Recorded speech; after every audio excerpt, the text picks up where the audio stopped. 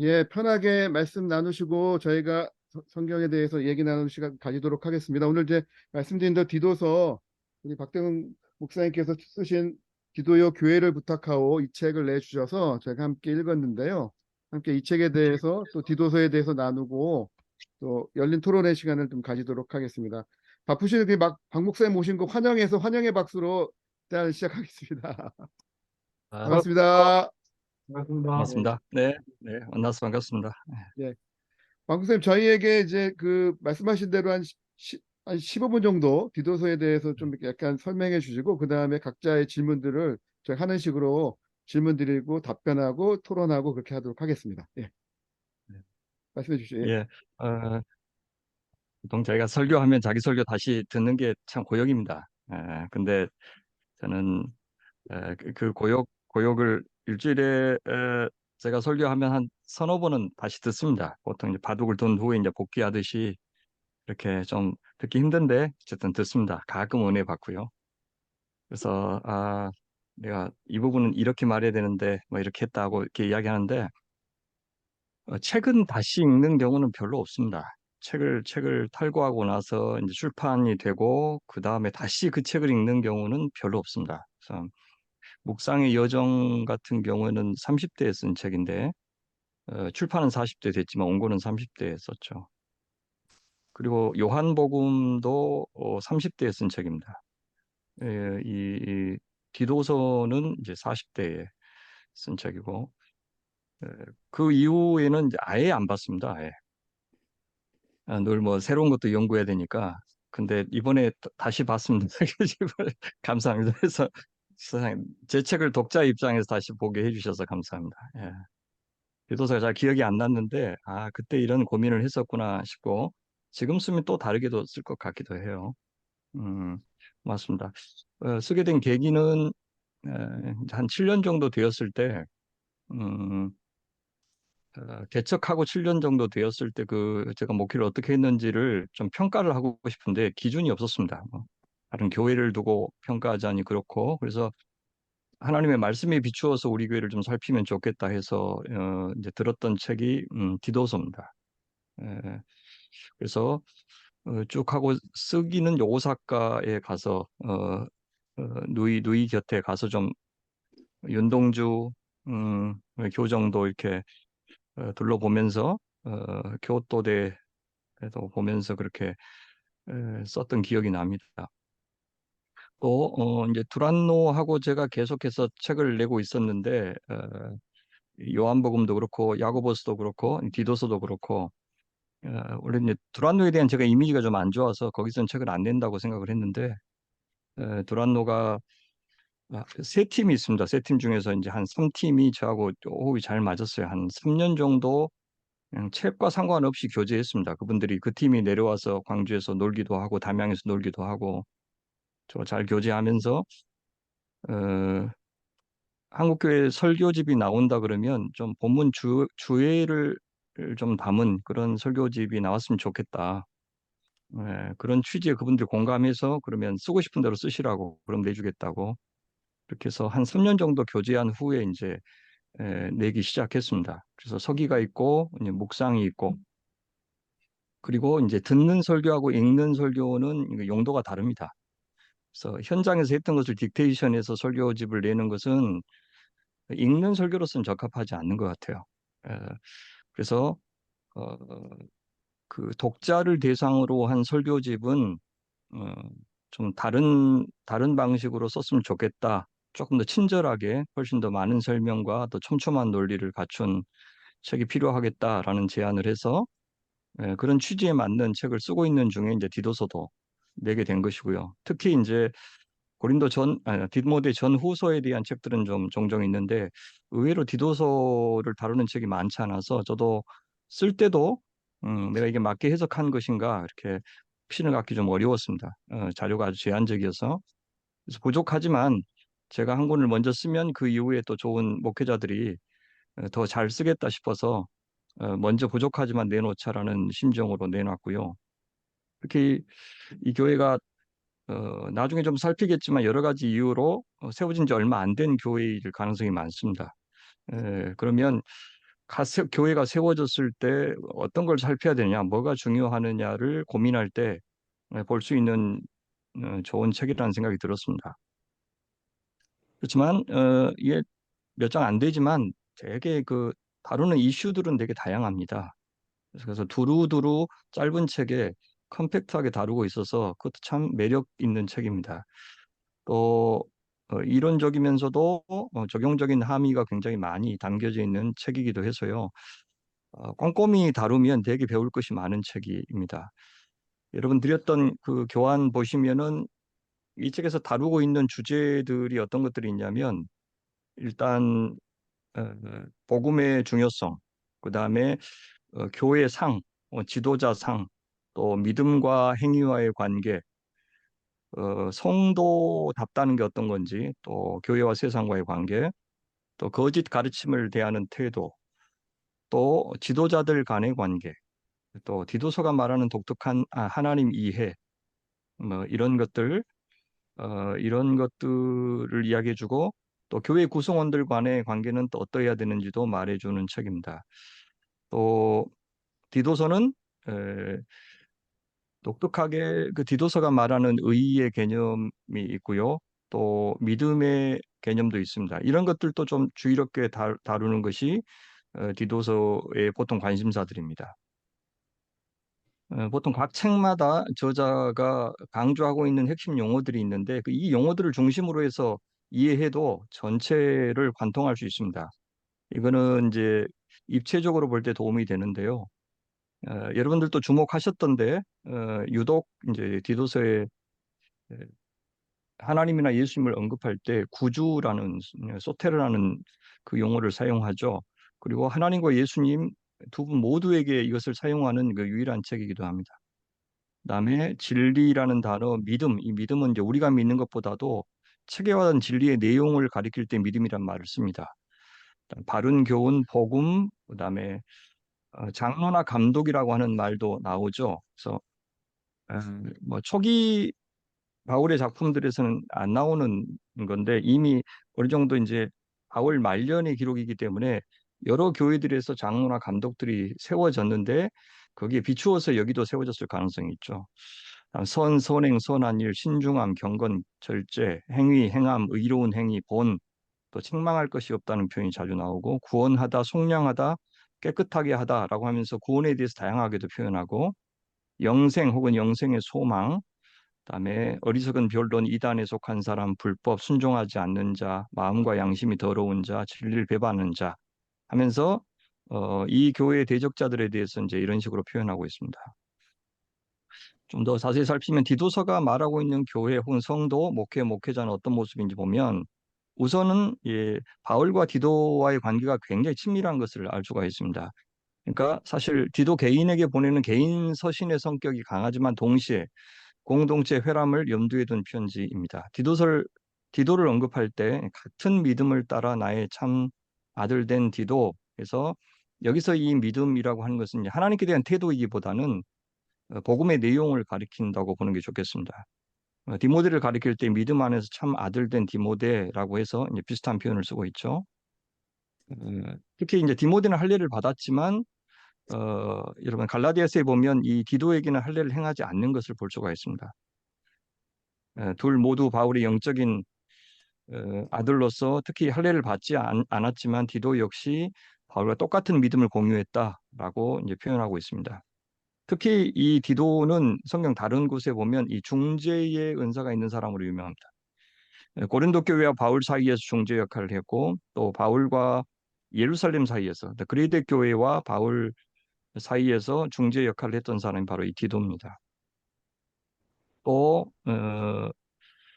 바울과 장로의 관계를 보면은 장로들을 양육하고 세우는 일을 이 바울도 맡았고 디도도 맡았습니다. 이 장로의 자격에 대해서 쭉 말해주고 있는데 바른 가르침, 가르치는 능력, 본이 되는 교회 안팎의 삶, 또 가정을 다스리는 능력, 관대하고 열린 성품, 복수 리더십 이런 것들을 보여주고 있습니다. 또 이 디도서는 이제 거짓 가르침에 대해서 혹은 세상에 대해서는 어떤 관계를 가져야 되는지도 말하고 있죠. 여기서 보면 거짓 가르침을 가르치는 사람들과 세상과의 큰 차이를 두지 않고 있습니다. 이것과 함께 이제 참 믿음을 가르는 시금석으로 선한 행위를 강조하고 있는 것도 디도서의 특징입니다. 예, 장로들의 자격을 두루 언급하고 있는데 이것은 이제 모든 교회 모든 상황에 다 적용되는 절대적인 기준은 아니고요. 그에 대해 독특한 상황에서 요구되는 그런 자격들을 언급한 것으로 보입니다. 또, 이 세상에 대한 이해가 얼마나 중요한지도 이 디도서에서 이제 알 수가 있습니다. 이 그리스도가 갖고 있는 종교적인 배경, 또 로마의 지배 아래서의 상황, 이런 것들을 조금 더 깊이 이해하면 디도가 왜 이런 표현들 저런 표현들을 썼는지를 좀 더 잘 알 수 있을 겁니다. 에, 또 여기서는 이제 교회가 세워질 때, 시작할 때 정말 중요한 두 기초를 보여주는데 그것은 지도자, 그다음에 지도자의 가르침, 혹은 지도자가 직접 본을 보여야 하는 것, 이것들인 것을 이제 강조합니다. 그러니까 지도자의 가르침과 지도자의 삶은 이제 아주 밀접하게 관련이 있죠. 그래서 사도가 바른 가르침을 갖는 것과 그 가르침이 실제 그 메이크 센스 하다는 것을 삶으로 증명해내는 그 두 모범이 다 중요하다는 것을 이제 강조하고 있습니다. 특히 이제 장로도 그렇고요. 디도에게도 그렇게 요구하고 그렇습니다. 그래서 밑본 가르침을 그대로 지켜야 한다. 장로에게 이야기하고 디도에게도 이것을 말하고 권면하여 업신여김을 받지 마라. 이 여러 것에 대하여 굳세게 말하라. 다툼을 피하라. 이단에 속한 사람을 멀리하라. 라고 하면서 구체적인 행동 지침을 주고 있는 것을 볼 수가 있습니다. 특히 이제 교회다움을 결정하는 중요한 요소로 이제 성도다움을 이야기합니다. 그러니까 교회라고 하는 것은 뭐 어쩔 수 없다. 죄인들의 공동체다. 이제 이렇게 말하지 않고 교회의 교회다움은 성도다움과 밀접하게 관련이 있는 것처럼 이야기를 합니다. 그래서 이 구원론에 있어서 우리가 이제 구원을 어떻게 이해해야 될지를 보여주는 그런 표현들이죠. 에, 장로의 조건을 보면은 거짓 가르침을 전한 자들의 그릇된 삶과 이제 대조하는 것을 볼 수가 있죠. 그다음에 어, 교회 각 계층에 대해서 바른 교훈이 적용되는 방식, 나이에 따라서 성에 따라서 이야기하고 특히 이제 나중에 종에 대한 언급은 따로 그것과 상관없이 이야기하고 그래서 나이와 직업 계층과 또 성에 따라서 각각 어떤 삶을 살아야 되는지가 그 교회의 성격을 결정하는 것처럼 이야기를 하죠. 왜냐하면 왜 그렇게 살아야 되느냐를 이야기할 때 그 근거로 구원을 제시하고 있기 때문에 그렇습니다. 2장 15절부터 3장 2절까지는 특히 이제 권세 있는 자들을 향한 태도를 이야기하는데 이건 역시 그 근거로 복음을 들고 있습니다. 다음에 복음에 합당한 믿음은 선한 행실로 나타나야 된다라는 사실을 강조합니다. 아주 많이 강조하는 책이죠. 짧은 서신치고는 자주 강조합니다. 특히 이제 지도자와 성도를 언급할 때 자주 나오는 이제 덕목들이 신중함, 절제, 경건함 이것도 그리스도의 상황에서 나온 말일 겁니다. 특히 이 성도의 자격과 지도자의 자격 사이에 큰 차이점이 사실 없습니다. 에, 장로들이 바르게 살아야 되는 이유를 밑분 말씀의 가르침을 그대로 지켜야 하리니 이는 능히 바른 교훈으로 권면하고 거슬러 말하는 자들을 책망하게 하려 함이라 라고 이야기하는데요. 성도들도 마찬가지로 이는 범사의 우리 구주 하나님의 교훈을 빛나게 하려 함이라 라고 하면서 좋은 지도자의 조건이 좋은 성도인 것을 아주 분명히 이야기해 주죠. 그렇습니다. 그 다음에 이제 구원을 이야기할 때 구원받은 자의 합당한 삶의 열매로 선한 행실을 강조하지만 사실 이 구원이 이루어지는 과정에서 창세 전부터 하나님께서 계획하셨던 것을 이루셨던 하나님의 신실하심, 그 다음에 특히 그것을 신실하심이라고 표현하기보다는 은혜다 그렇게 표현을 해요. 로마서에서는 이제 신실함, 그 이제 믿음, 이제 피스티스를 그런 식으로 사용한 데 반해서 여기는 그냥 은혜라고 하는 표현으로 하나님의 신실하심, 언약의 신실하심을 대표하는 표현으로 쓰고 있더라고요. 그래서 그 은혜라고 하는 것은 당신의 백성으로 삼으시는 은혜뿐만 아니라 그 백성들을 끝까지 책임져 주시는, 그래서 하나님께서 원래 에, 계획하셨던 합당한 백성으로 창조하시는 데까지 미치는 은혜. 그래서 아마 여기에서 이제 그 cheap grace 에 젖어 있었던 그 시대에 대한 보네프의 비판, 이것을 지금 떠올릴 수가 있는데 끝까지 책임져 주시는 은혜. 음, 그래서 교회다움의 근거가 이제 우리가 잘하는 것도 물론 우리 책임도 강조하지만 이 하나님의 은혜를 더 강조하고 있는 것이 디도서의 구원론이다. 그렇게 보면 되겠고요.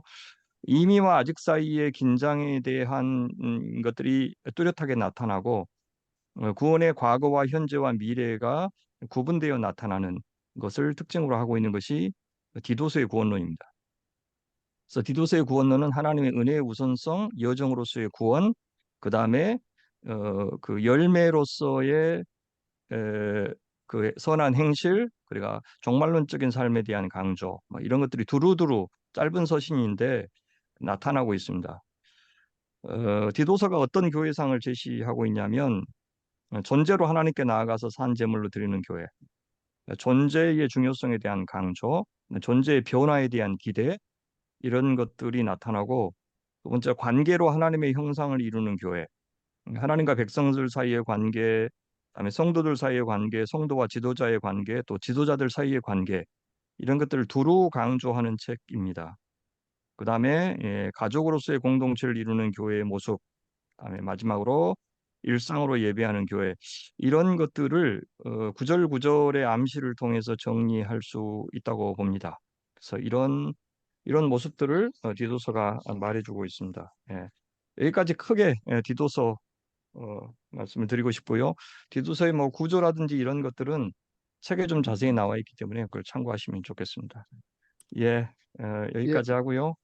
예, 어, 말씀 그렇습니다. 감사합니다. 뭐 여러 가지 질문들 주셨던데 질문들 중심으로 제가 좀 준비를 한 게 있습니다. 나중에 예, 예, 예, 진행을 좀 하시면 좋겠습니다. 예, 그렇게 하겠습니다. 예, 말씀 감사합니다. 어, 그러면 이제 저희가 질문 드렸던 순서대로 텍스트에 대한 걸 먼저 질문을 드리고 그다음에 컨텍스트에 대한 질문들을 드리도록 하겠습니다. 그 순서대로 할까요? 저희 먼저 윤덕희 선생님부터 질문지 주신 거에 대해서 이제 어떤 이야기인지 질문해 주시면 우리 목사님께서 또 답변하는 그런 시간 갖도록 하겠습니다. 윤 선생님, 예. 네, 저도 뭘 질문했는지 몰라서 찾아보니까 음, 좀 엄청 무식한 질문 같긴 한데요. 그 당시 이제 그 그레데 섬에 여러 교회가 있었다고 들었는데 아마 가정교회 형태의 교회 같은데 그러면 장로들을 세우라라고 했을 때는 그 제가 그냥 제 추측에는 이 가정교회들의 규모가 인원이 아주 작았을 것 같거든요. 그러면 장로들을 세우라고 했을 때는 한 가정교회의 장로들을 이야기하는 건지 그레데셈 전체 어떤 조그만 가정교회에 연합된 어떤 장로들을 이야기하는 건지 그게 조금 궁금했어요. 네. 예, 예, 본문의 문법만 갖고 보자면은 각성의 여러 교회들이 가정교회들이 있었는데 그 가정교회마다 장로를 세우라는 뜻일 수도 있고요. 각 가정교회 여러 장로들을 세우라, 복수로 세우라는 의미도 다 됩니다. 그래서 아마 저는 교회의 형편에 따라서 결정됐을 것으로 보여요. 교회 규모, 또 교회 안에 장로가 될 만한 자질이 있는 사람의 유무, 이런 것들을 따져서 정했을 가능성이 있고요. 다만 초대교회는 그 한 공동체 안에 다양한 은사를 가진 복수의 리더들이 분명히 존재했습니다. 음, 근데 그것이 반드시 장로의 직분을 가진 자들이 아니더라도 리더십에는 참여할 수 있었어요. 그래서 음, 장로만이 말씀을 맡았던 것은 아니잖아요. 예를 들어서 뭐 스데반이나 빌립, 이 장로였다는 증거는 없습니다. 물론 집사였다는 증거도 없고요. 그 집사라고 다들 생각을 하는데 집사라는 단어는 아예 나오지 않습니다. 사도행전에는 그냥 어, 디아코니아 있죠. 그 디아코니아 섬김, 우리가 보통 식탁 차림이라고 번역되는 이제 그 단어의 분사형이 나와요. 그래서 이제 보통 디아코니아에서 디컨이라고 하는 집사라는 말이 나왔기 때문에 스테반이나 빌립이 집사일 것이다라고 하는데 어, 직분으로서의 집사 직분이 존재했던 것 같지는 않고요. 나중에 이제 가이사랴에 그가 있을 때 그를 누구라고 표현하냐면 빌립 같은 경우는 이제 에반젤리스트라고 표현하죠. 예. 그래서 에베소서에 나오는 교사와 목사가 어떤 차이인지도 사실 알 길은 없습니다. 또 거기 나오는 예언자와 장로도 어떤 차이가 있는지 알 수가 없어요. 그래서 목사라는 말은 단 한 군데 거기 셰퍼드, 목자라고 나오죠. 근데 성경에 목사라는 말은 안 나오고요. 그 셰퍼드를 우리말로 목사와 교사를 합쳐서 목사, 그렇게 번역을 한 거죠. 어, 그래서 실제 목사와 예언자의 차이, 혹은 나중에 나오는 장로와 집사의 차이가 뭔지에 대해서 말할 길은 없습니다. 예, 그래서 여기 이제 질문해 보시면 어, 현실에서 작은 규모의 교회의 경우 디도서에서 말하는 복수 리더십이 실현되기가 힘들어 보입니다. 그래서 복수의 장로나 그에 준하는 위원회를 구성하는 것도 쉽지 않고요. 이 경우 교회 간의 리더십 공유가 가능할까 이렇게 질문하셨는데 그 연합당회를 구성하거나 혹은 또 시찰이나 노예의 지도를 받아서 개교회가 복수의 리더십을 형성할 수 있죠. 근데 현실에서는 사실 어렵습니다. 개교회주의가 워낙 강하기 때문에 그건 상상하기도 어렵고요. 또 회중교회 성격의 침례교회에서는 더욱더 이런 복수 리더십이 반영되기 어렵습니다. 외국 같은 경우는 그게 가능한데 한국에서는 침례교는 목사가 마음대로 할 수 있어요. 장로 외도 없기 때문에. 그래서 아예 침례교는 더 목사가 주도해서 혼자 마음대로 할 수 있는 우리나라 성격에서는 그렇다는 거죠. 근데 외국은 오히려 이제 성도들과 목사로 구성된 그런 위원회 중심으로 더 잘 진행될 수가 있는 것 같아요. 예, 디도의 그레이드의 상황은 그런 것 같습니다. 제가 보기에. 예, 어, 다음 질문은 제가 이제 드리겠는데요. 네, 네, 네, 그, 예, 그 목사님 말씀하신 대로 저희도 읽다 보니까는 디도서에 선하다는 표현이 굉장히 많이 나오고 목사님께서도 책에서도 설명하신 대로 선한 백성 그런 말씀들을 계속 반복해서 나오셔서 아까도 살짝 말씀하셨는데 디도서에 네. 왜 이렇게 많은 게 선하다는 표현을 많이 하는 어떤 배경 그런 것도 좀 더 설명해 주시면 감사하겠습니다. 네. 이게 디도서만 나오는 게 아닙니다. 예, 목회 서신에 좀 많이 나와요. 특히 이제 선하다는 말이 이제 두 가지가 있는데요. 칼로스하고 아가소스가 있는데 원래는 구분이 돼요. 이제 미학적으로 아름다운 것을 볼 때 이제 칼로스 그렇죠. 그래서 옛날에 대우차 중에서 칼로스가 있었죠. 아, 근데 예. 아가소스는 보통 도덕적으로, 윤리적으로, 영적으로 선한 것을 가리킬 때 보통 헬라 문학에서는 썼는데 목회 서신에서는 그 둘을 구분하지 않고 번갈아가면서 써요. 그래서 둘 사이의 차이가 거의 없어 보이고요. 이 선 혹은 선행, 이것이 이제 목회 서신의 아예 주요 주제입니다. 칼로스는 한 24번, 아가소스는 10번 정도 나오는데 이것은 바른 가르침, 바른 삶, 바른 사람 이렇게 할 때 다 써요. 이게 그리스도인 소위 그 구원받은 그리스도인의 가장 특징적인 모습으로 이 소위 칼로스나 아가소스를 씁니다. 심지어 그런 선한 행실을 하는 사람을 창조하는 것이 구원의 목적이다. 예수님이 오신 이유다라고까지 이야기를 하고요. 특히 이제 선행을 디도서에서 강조한 것은 에베소 교회처럼 디모데 전후서의 배경인 그 에베소죠. 에베소의 경우처럼 그레이드의 상황 때문이 아닌가 하는 생각이 들어요. 에베소와 그레이드를 여러분들 이미 공부하셨던데 굉장히 그 로마의 종교의 영향력이 강한 곳입니다. 우리 이제 에베소는 이제 아데미 여신 숭배가 아주 성행했던 곳이고 특히 로마 제국의 4대 도시에 들어갑니다. 네 번째 큰 도시에 들어가기 때문에 그 소아시아의 수도로서 종교성이 대단히 강했던 도시고요. 그레이드도 마찬가지로 뭐 제우스 신의 고향이라고 부르기도 하고 이제 미노아 문명인가요? 하여튼 이 그리스 문명의 발상지로도 유명한 아주 그 종교성이 대단히 강했던 곳이기도 하고요. 이제 그래서 이제 단순히 숭배뿐만 아니라 우상 숭배로 나타나는 그 삶의 양태가 뚜렷했던 곳일 가능성이 많습니다. 그래서 선행에 대한 강조가 다른 책보다 두드러지지 않았을까 하는 생각이 들고요. 직접적으로 이제 2장 14절 15절에 보면 이제 그레이드의 윤리적인 수준이 매우 심각했다는 것을 보여주고 특히 이제 거짓 가르침을 가진 자들 역시 이제 그 특징으로 나타나는 것이 선하지 않는 가르침뿐만 아니라 선하지 않는 삶으로까지 결과가 드러나고 있기 때문에 선을 강조했던 것처럼 보여요. 뭐이 정도 설명해도 될까요? 예. 예, 말씀 감사합니다. 예, 아, 예, 예, 반갑습니다. 예, 다음은 이제 전 목사님, 예, 예, 저는 두 가지 질문인데요. 같이 이렇게 하도록 할게요. 예. 이 그레데 교회를 얘기할 때마다 이제 초신자 교회라고 하는데, 이게 좀 명확하게 어떻게, 그레데 교회가 초신자 교회다라고 얘기할 수 있는 어떤 좀 정확하거나 좀 명백한 음, 그런 표현들이나 이런 게 좀 있을까? 이런 게 이제 첫째 질문이고요.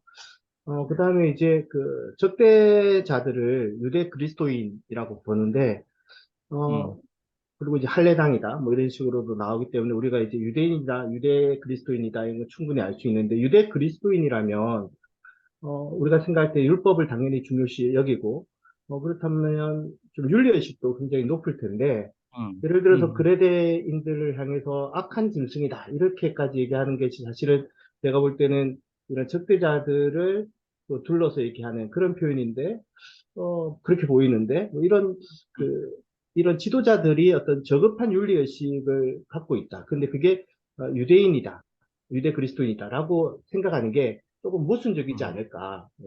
예를 들어서 그냥 그리스 로마 사회의 종교인이다라고 한다면 그 사람들은 일반적으로 어떤 종교와 윤리가 그렇게 연결되어 있지 않은데 유대인이라고 한다면 유대인들은 그래도 어느 정도 윤리의식을 갖고 있는 그리고 그 사회에서 어느 정도 윤리의식을 인정해주는 그런 사람들이라고 보여지는데 이들이 주도하는 이 사람들이 윤리적으로 문제가 많은 것처럼 이제 그래도 교회를 문제 삼고 있기 때문에 이런 게 문제 좀 모순되지 않나 이렇게 두 가지를 질문드리고 싶습니다.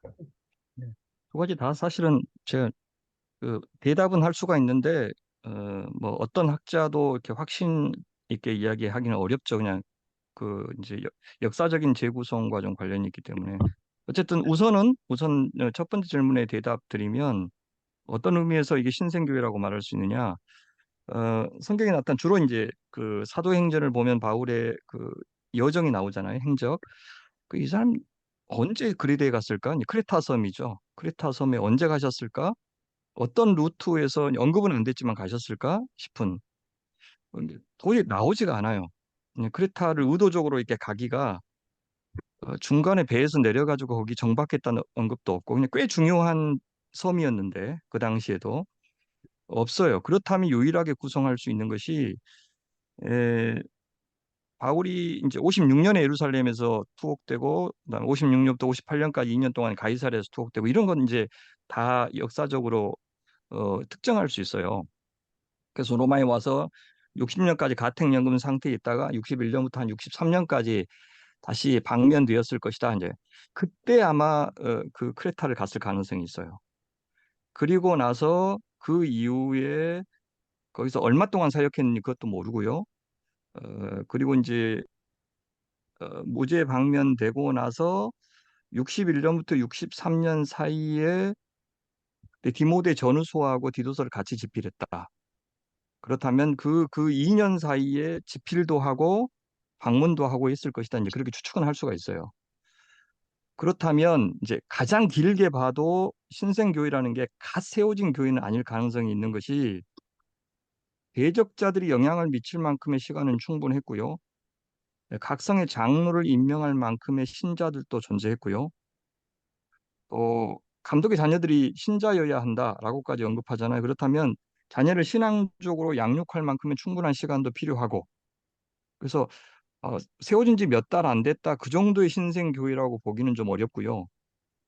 크레타 섬 전체의 대적자들의 안 좋은 영향이 미칠 정도, 그다음에 장로를 세울 정도면은 적어도 한 2년 정도의 시간이 흐르지 않았을까 그렇게 짐작해 볼 수는 있고요.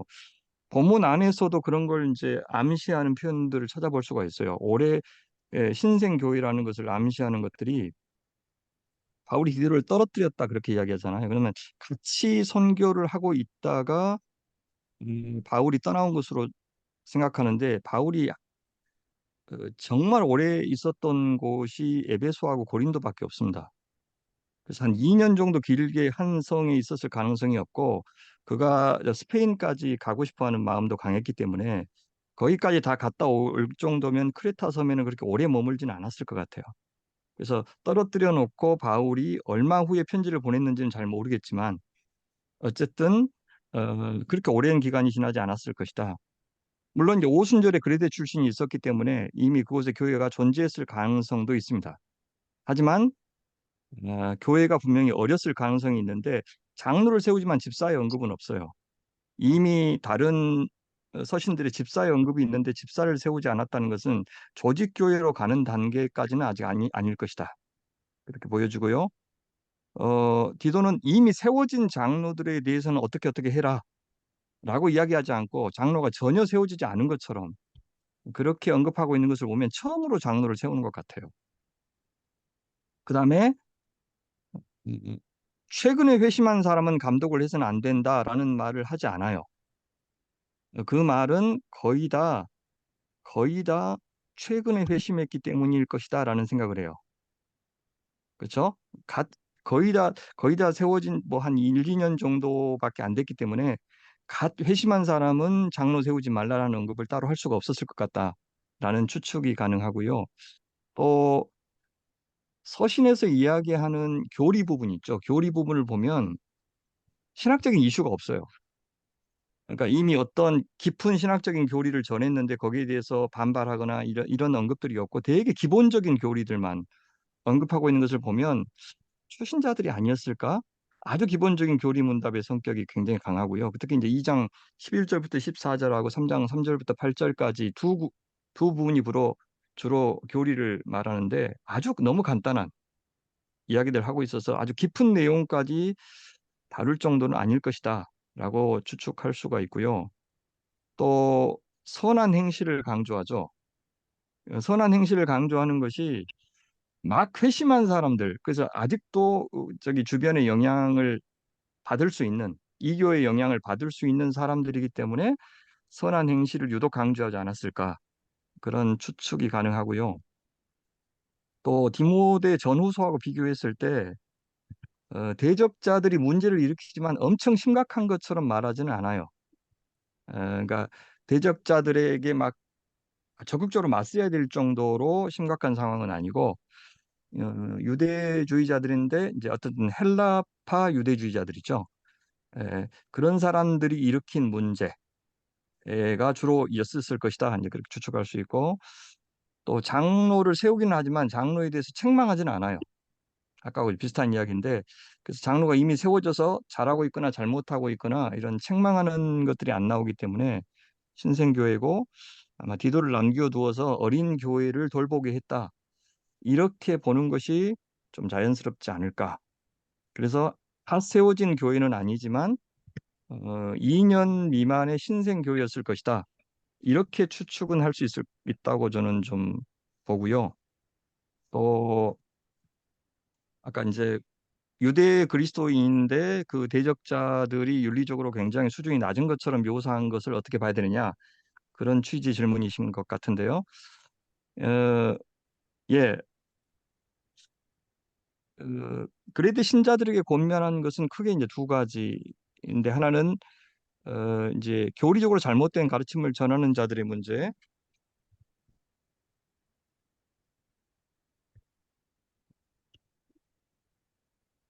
그다음 두 번째는 그 윤리적으로 잘못된 삶을 사는 사람들의 문제, 이 두 가지를 지적하는 것 같아요. 근데 교리적으로 잘못된 가르침을 전하는 자들의 삶이 저급하다고 한지는 좀 분명하지 않아요. 어, 근데 그 가르침을 그 사람들의 잘못된 가르침을 따를 때 믿지 않는 이 그리스도인들의 악명 높은 윤리 수준을 따라갈 수 있다고 경고하는 것은 분명해 보여요. 가르치는 사람들이 저급하다라고 한 건지 그 가르침을 따를 때 저급한 사람이 되는 것인지 그걸 좀 구분할 필요가 있고요. 유대주의자들이 더러운 이득을 취하려고 했다라고 하는 문제는 갈라디아서에서도 똑같이 말하고 있어요. 가르치는 전하는 의도가 순수하지 않고 자기 배를 채우기 위해서다라고 하는 것들은 갈라디아서에도 똑같이 언급하고요. 특히 예수께서 바리새인과 서기관들의 문제를 지적할 때 회칠한 무덤이라고 평가했던 것을 좀 기억한다면 그들이 유대주의자라고 해서 굉장히 윤리적으로 높은 수준의 삶을 살았다고 그냥 바로 전제하는 것이 공평한가 하는 생각이 들고요. 또 그리대 사람들에 대한 언급을 하고 있는데 그것이 실제로 모든 부분이 대적자들과 일치한다고 보기도 어렵습니다. 그리대 사람들의 윤리적인 수준이 이렇게 낮은데 대적자들도 똑같이 살고 있다는 언급은 없거든요. 약간 빗대어서 이야기한 것은 맞는데 동일시할 수 있을까? 라고 우리가 의문 제기할 수 있고 그러나 거짓 가르침을 전하면서 살면 그들과 차이 없이 살게 될 것이라는 경고는 포함하고 있는 것 같아요. 지금 그렇게 살고 있는지에 대해서는 퀘스천이고요. 특히 가르치는 자들이 그렇게 봅니다. 추측이라서 뭐 죄송합니다. 어때, 조 목사님 답변 되셨는지요? 어, 그, 그러니까 이 신생교회라고 할 때, 뭐, 그러니까 조금 조직교회로 가는 단계가 아니다, 이렇게 얘기하지만 사실은 그 조직적인 그런 교회를 갖추고 있을 1세기 교회에 얼마나 있었을까라고 얘기를 할 때, 고린도 교회 자체도 그렇게 인원이 굉장히 많음에도 불구하고 조직적으로 갖춰지지 않았었고요. 그리고 음, 지도자를 세우는 것도 사실은 그 바울의 흔히 얘기하는 친서신에서 지도자를 세우라라고 얘기하는 경우도 거의 없었고, 지금 이제 목회서신에 와서는 이제 여기서는 이제 지도자를 세우는 얘기들이 종종 나오지만, 바울의 어떤 이제 선교 사역에서 지도자를 세우는 것이 그렇게 주목적이거나 그리고 지도자들에게 어떤 영향을 끼쳐서 뭔가를 한다기보다는 일반 그 성도들 전체를 다, 대상으로 하는 그런 방식을 택했지. 이렇게 지도자를 세워서, 이게 조직을 만드는 것이 이 바울의 어떤 이게 신생교회가 아니다라고 얘기하기가 그런 것들이 얘기할 수 있을까 이런 생각도 좀 들고, 여러 가지 좀 얘기를 하셨지만, 이게 과연 신생교회인가라는 것도 저는 사실은 좀, 또 의문이 또 사실 들거든요. 예를 들어 조직이 완벽하게 만들어졌다, 안 만들어졌다, 이거는 그 이전에 다른 바울의 교회들도 조직적으로 아주, 잘 지어져 있었던 교회가 그렇게 많지 않았던 것들을 볼 수 있기 때문에, 이런 것들이 꼭 이게 신생교회가 아니다라고 얘기할 수 있는, 좀 더 확증할 수 있는 그런 표현들이 없었을까. 왜냐하면 기도서에 대해서 좀 얘기하는 학자들의 대다수가 좀 신생교회라고 얘기를 하긴 하는데, 좀 명확하게 보이는 부분들은 좀 없지 않나. 그리고 이제 느낌은 이제 떠난다, 그래서 너에게 맡긴다, 이런 느낌들이 이제 좀 급하고 이래서 이제 좀 신생 느낌이 조금 들긴 하는데, 그 외에는 어떤, 신학적인 어떤 깊이가 이렇게 뭐라고 할까. 큰 문제가 돼가지고 그걸 다루거나 이런 것들도 그것이 꼭 신생교회에서 그런 게, 안 생겼다, 생겼다, 이렇게 보기도 좀 어려운 면도 좀 있어 보이고, 좀 이렇게 좀 속 시원하지 않는 그런 면들이 있는 것 같아요. 이렇게 여러, 책들도 예, 봐도. 제가 그뭐 역사적 재구성과 함께 한 7가지, 8가지 정도 저는 근거를 통해서 저 나름대로는 충분했어요. 이게 이 정도면 신생교회였을 것이다. 정확히는 제가 모르고 본문에 이 정도 나오면은 뭐 사실 조직교회라는 게요. 고린도 교회 같은 경우에도 교회 규모가 맥시멈 잡았을 때 30명입니다. 그러니까 한 집에서 모일 수 있는 한 30명 정도 이상은 못 모여요. 그러니까 엄청 큰 교회라고 보기가 좀 어렵죠. 그래서 조직을 갖추었다는 게 우리 시대의 조직은 뭐 상상할 수도 없고요. 장로 한 분에 아마 같이 집단 지도 체제가 훨씬 더 자연스럽지 않을까 하는 생각이 들어요. 그리고 특히 목회 서신 이제 바울의 후기 서신에 이제 직분이 언급되기 때문에 교회가 크면 조직 교회로 간다 아니 그런 것보다도 어느 시점부터 교회가 조직 교회로 갔을 것 같아요. 사람이 늘어나면 조직 교회로 가는 게 아니라 어느 시점부터 직분이 필요해서 조직이 생겼을 가능성이 있고 그래서 저는 이제 뭐 이직분제냐 삼직분제냐 그러니까 장로 목사가 집사를 삼직분제라고 그러죠. 그다음에 이직분제는 장로하고 집사만 성경에서 이야기했다라고 하는 게 이직분제고 그래서 이런 논의 자체가 저는 좀 불필요하다고 보는 거예요. 처음부터 하나님께서 허락하신 제도는 항존직은 뭐냐 이 논쟁이거든요. 이 논쟁이 뭐 안수집사와 장로만으로 보는 것이 모든 이직분제고 통합 측 같은 경우는 권사도 뭐 항존직으로 보더라고요. 저는 안수집사 안에 여자도 포함된다고 보고 어, 그래서 처음부터 하나님께서는 어떤 직분을 염두에 두셨다라고 하는 주장을 하는데 저는 그게 오히려 더 설득력이 없어요. 그래서 교회를 하다 보니까 나중에 직분이라는 것도 생겼을 가능성이 있고요. 그래서 그 공동체 상황에 따라서 봐야지 이게 몇 년 됐느냐, 규모가 어떠냐, 뭐 이것을 가지고 신생이다 아니다 이렇게 짐작하는 것은 쉽지가 않아 보입니다. 근데 생각보다 중요하지 않고요, 목사님. 이게 신생인지 아닌지가. 이- 신생이 아니면 문제가 확 달라지는 게 없어요, 해석에 있어서. 그래서 제가 뭐 질문하셨으니까 찾으려고 애썼습니다. 저 겁나게 애쓰고. 근데 야, 이게 왜냐하면 저도 그냥 신생이라고 그러니까 신생인 것 같더라고요. 아주 간단하게. 근데 질문하시니까 더 연구해 보니까 이 정도 근거면 신생이라고 봐도 되겠다라고 나름대로 결론을 냈습니다.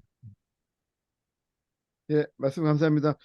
그 아까 감사합니다. 좀 원래 다음 질문 정원욱 선생님 질문이신데요. 지금 아까 네. 지금 박 목사님 얘기하시는 중에 결국 이제 시대적 배경에 대한 얘기가 어차피 같이 연계되면서 좀 말씀하시는 게 좀 나으실 것 같아서 뒤에 있는 질문을 좀 땡겨서 아까 박 목사님께서도 그게 책에서도 말씀하신 대로 대부분의 교회들이 이렇게 사도 바울의 두 번째 로마 여행 중에 발생한 주 65년경으로 추정을 많이 하더라고요. 그렇게 교회에서 교육을 하실 네. 때는. 그렇지만 또 네. 책을 찾아보고 또 그 교수님들의 어떤 소논문들을 대부분 보면 학자들은 주 100년경 집필했겠다 해서 위서 문학이라는 말들도 있는데 이런 부분에 대해서는 저희 이제 성경을 공부하고 또 배우려는 성도 입장에서 어떻게 이해하고 바라보면 될지 그런 것에 대해서 어떻게 좀 말씀해 주시면 감사하겠습니다.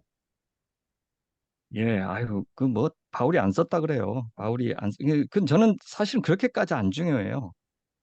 바울이 썼던지 안 썼던지, 바울의 제자들이 썼던지 그게 뭐가 그렇게 중요해요? 이게 그 이제 바울 서신뿐만 아니라 바울이 썼다고 하는 당시에 그 저기 어, 저, 어, 헬라어 그 기록들이 사본들이 많이 남아 있어요.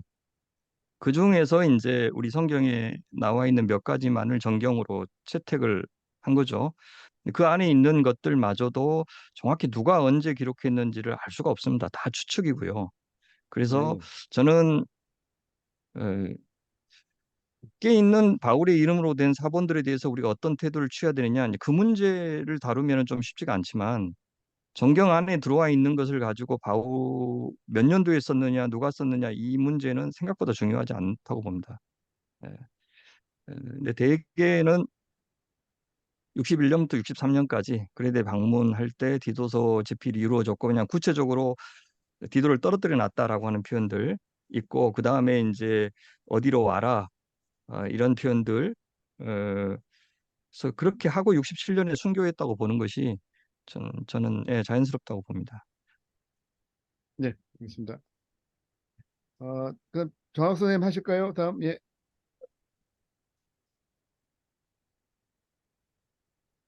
예, 다음 질문을 정학 선생님 해주시면 될 것 같습니다. 여, 예.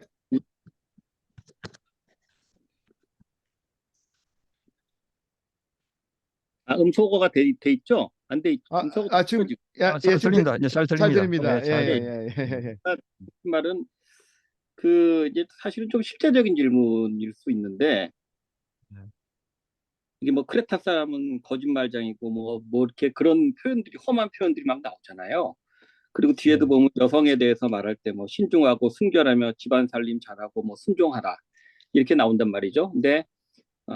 우리는 사실 교회를 다니는 우리는 뭐 그 소리를 들으면서 성경 말씀이니까 그럴 수 있겠다고 익스큐즈 할 수 있는데 이거를 우리가 21세기 살아가는 일반 비그리스도인들이 제가 사실은 디도서를 안 읽은 분들은 이걸 보면 좀 놀랄 수도 있어요. 아무리 그리스도인들이라도. 근데 음, 아니 예수를 안 믿는 사람들이 이걸 읽었을 때 아니 이게 무슨 소리냐 이런 그 표현들을 어떻게 쓴 책이 그 오늘날 그 하나님의 말씀이라고 생각할 수 있느냐 하면 우선 우리 자신에게도 납득이 돼야 되는 부분이 있고 그리고 우리가 과연 어떻게 지금 이해해야 되느냐 하는 게 제가 복잡한 질문을 했지만 그 질문의 핵심 요지는 그겁니다. 그래서 네. 옛날에도 틀렸던 거냐, 옛날에도 맞았던 거냐, 뭐 이렇게 몇 가지 음, 복잡한 그 내용을 말씀드렸잖아요. 크게 음, 보자면 그것을 어떻게 이해를 하고 또 어떻게 설명하고 우리 자신 어떻게 해야 될 것이냐라는 게 제 그 질문의 요지 한번 어떤 생각을 갖고 계시는지 그것도 좀 궁금해서 여쭤보고 싶습니다. 예, 그냥 사도 바울은 그 시대, 사도 바울이 이 정도의 어조로 말하는 것이 그 시대에 메이크 센스 했는지가 저는 이제 관건이라고 봐요. 우리 시대의 정서로 그 시대를 해석은 할 수는 없죠. 그 시대에 그게 가능했는데 우리 시대에 훨씬 더 이제 그런 어떤 성이라든지 노예라든지 이런 거에 대해서 더 민감해지고 또 우리 시대의 기준이 과연 맞는지 하는 생각도 들어요. 그다음 시대는 또 어떻게 변할지 또 특히 요즘 뭐 그 젠더 문제는 지금 시대에 아주 두드러진 이슈죠. 그 이전엔 또 관심이 없었고 그래서 아주 어떤 이슈에 대해서 민감한 지금의 정서를 가지고 성경을 봐서 이건 심하다 이렇게 이야기하는 것도 사실 공평하지 않고요. 어, 우선은 저는 그레데인들 자체에 대한 비난을 인종차별적이라고 생각은 하진 않습니다. 만약 그것이 사실이라면. 다만 이 성차별 문제나 노예제도에 대한 그 언급들을 사도 바울이 거의 언급하지 않습니다. 그건 제도에 동의했기 때문이라기보다는 그들이 살고 있는 그 시대의 문제이기 때문이라고 저는 생각을 해요. 제국을 불편하게 하거나 심지어 그 위협적인 태도를 취하면서까지 제국의 제도에 대해서 이의를 제기할 일체의 권한이 없는 상황에서 우리는 뭐 SNS로도 표현하고 다양하게 표현할 수 있는데 표현해도 뭐 우리에게 어떤 불이익이 없는 상황에서 자유롭게 이야기할 수 있는 거하고 그런 이의를 제기했을 경우에 목숨도 위태로운 상황에서 아예 뭐 귀 기울여 주지 않는 상황에서 바울이 취할 수 있는 현실적인 지혜를 저는 고려해야 된다고 생각을 합니다. 바울이 뭐 성경의 지고의 원리를 알고 있다는 전제에서요. 그것을 어떻게 실천해야 옳은지를 그가 다 알고 있었다고 보기는 좀 어렵습니다. 어떤 원리를 알고 있다 그래서 그것을 어떻게 하는 것이 각 시대마다 각 상황마다 최선인지를 어떻게 바울이 알겠어요? 바울이 늘 정답지도 아닌데 그래서 바울이 생각하는 수준에서 바울이 갖고 있는 어떤 민감성 혹은 그것에서 그는 자기 의견을 이야기했다고 생각하고요. 그건 하나님도 아니고 예수님도 아니고 그가 살고 있는 시대에서 독자들이 처한 상황 속에서 저는 그 최소한의 제안을 했을 뿐이라고 생각을 합니다. 그 실제적인 조언에서 그가 이제 어떤 원리로 그런 말을 했을까를 찾아내는 것이 우리의 몫이고 그리고 우리 각자가 갖고 있는 그 시대의 감수성을 가지고 우리 시대는 그 원리를 어떻게 적용해야 될지에 대해서 계속해서 대화하고 또 저희가 조율해 나가고 가장 그 A 바른 방법으로 또 가장 효과적인 방법으로 성경의 원리를 소통하는 방식은 계속해서 고민해야 된다고 생각합니다. 뭐 그런 점에서는 우리가 바울보다 훨씬 더 잘 그 방법을 찾을 수 있다는 생각도 해요. 그래서 그런 원리는 네. 디도서 안에서뿐만 아니라 바울 서신 전체에서 그 원리를 좀 찾는 것이 또 좋겠다고 생각을 하고요. 저는 그렇게 생각합니다. 네, 예, 답변 감사합니다. 예, 다음은 고맙습니다. 이것과 좀 연결돼서 하나 같이 또 질문을 같이 또 드려도 될까요? 네, 네, 예.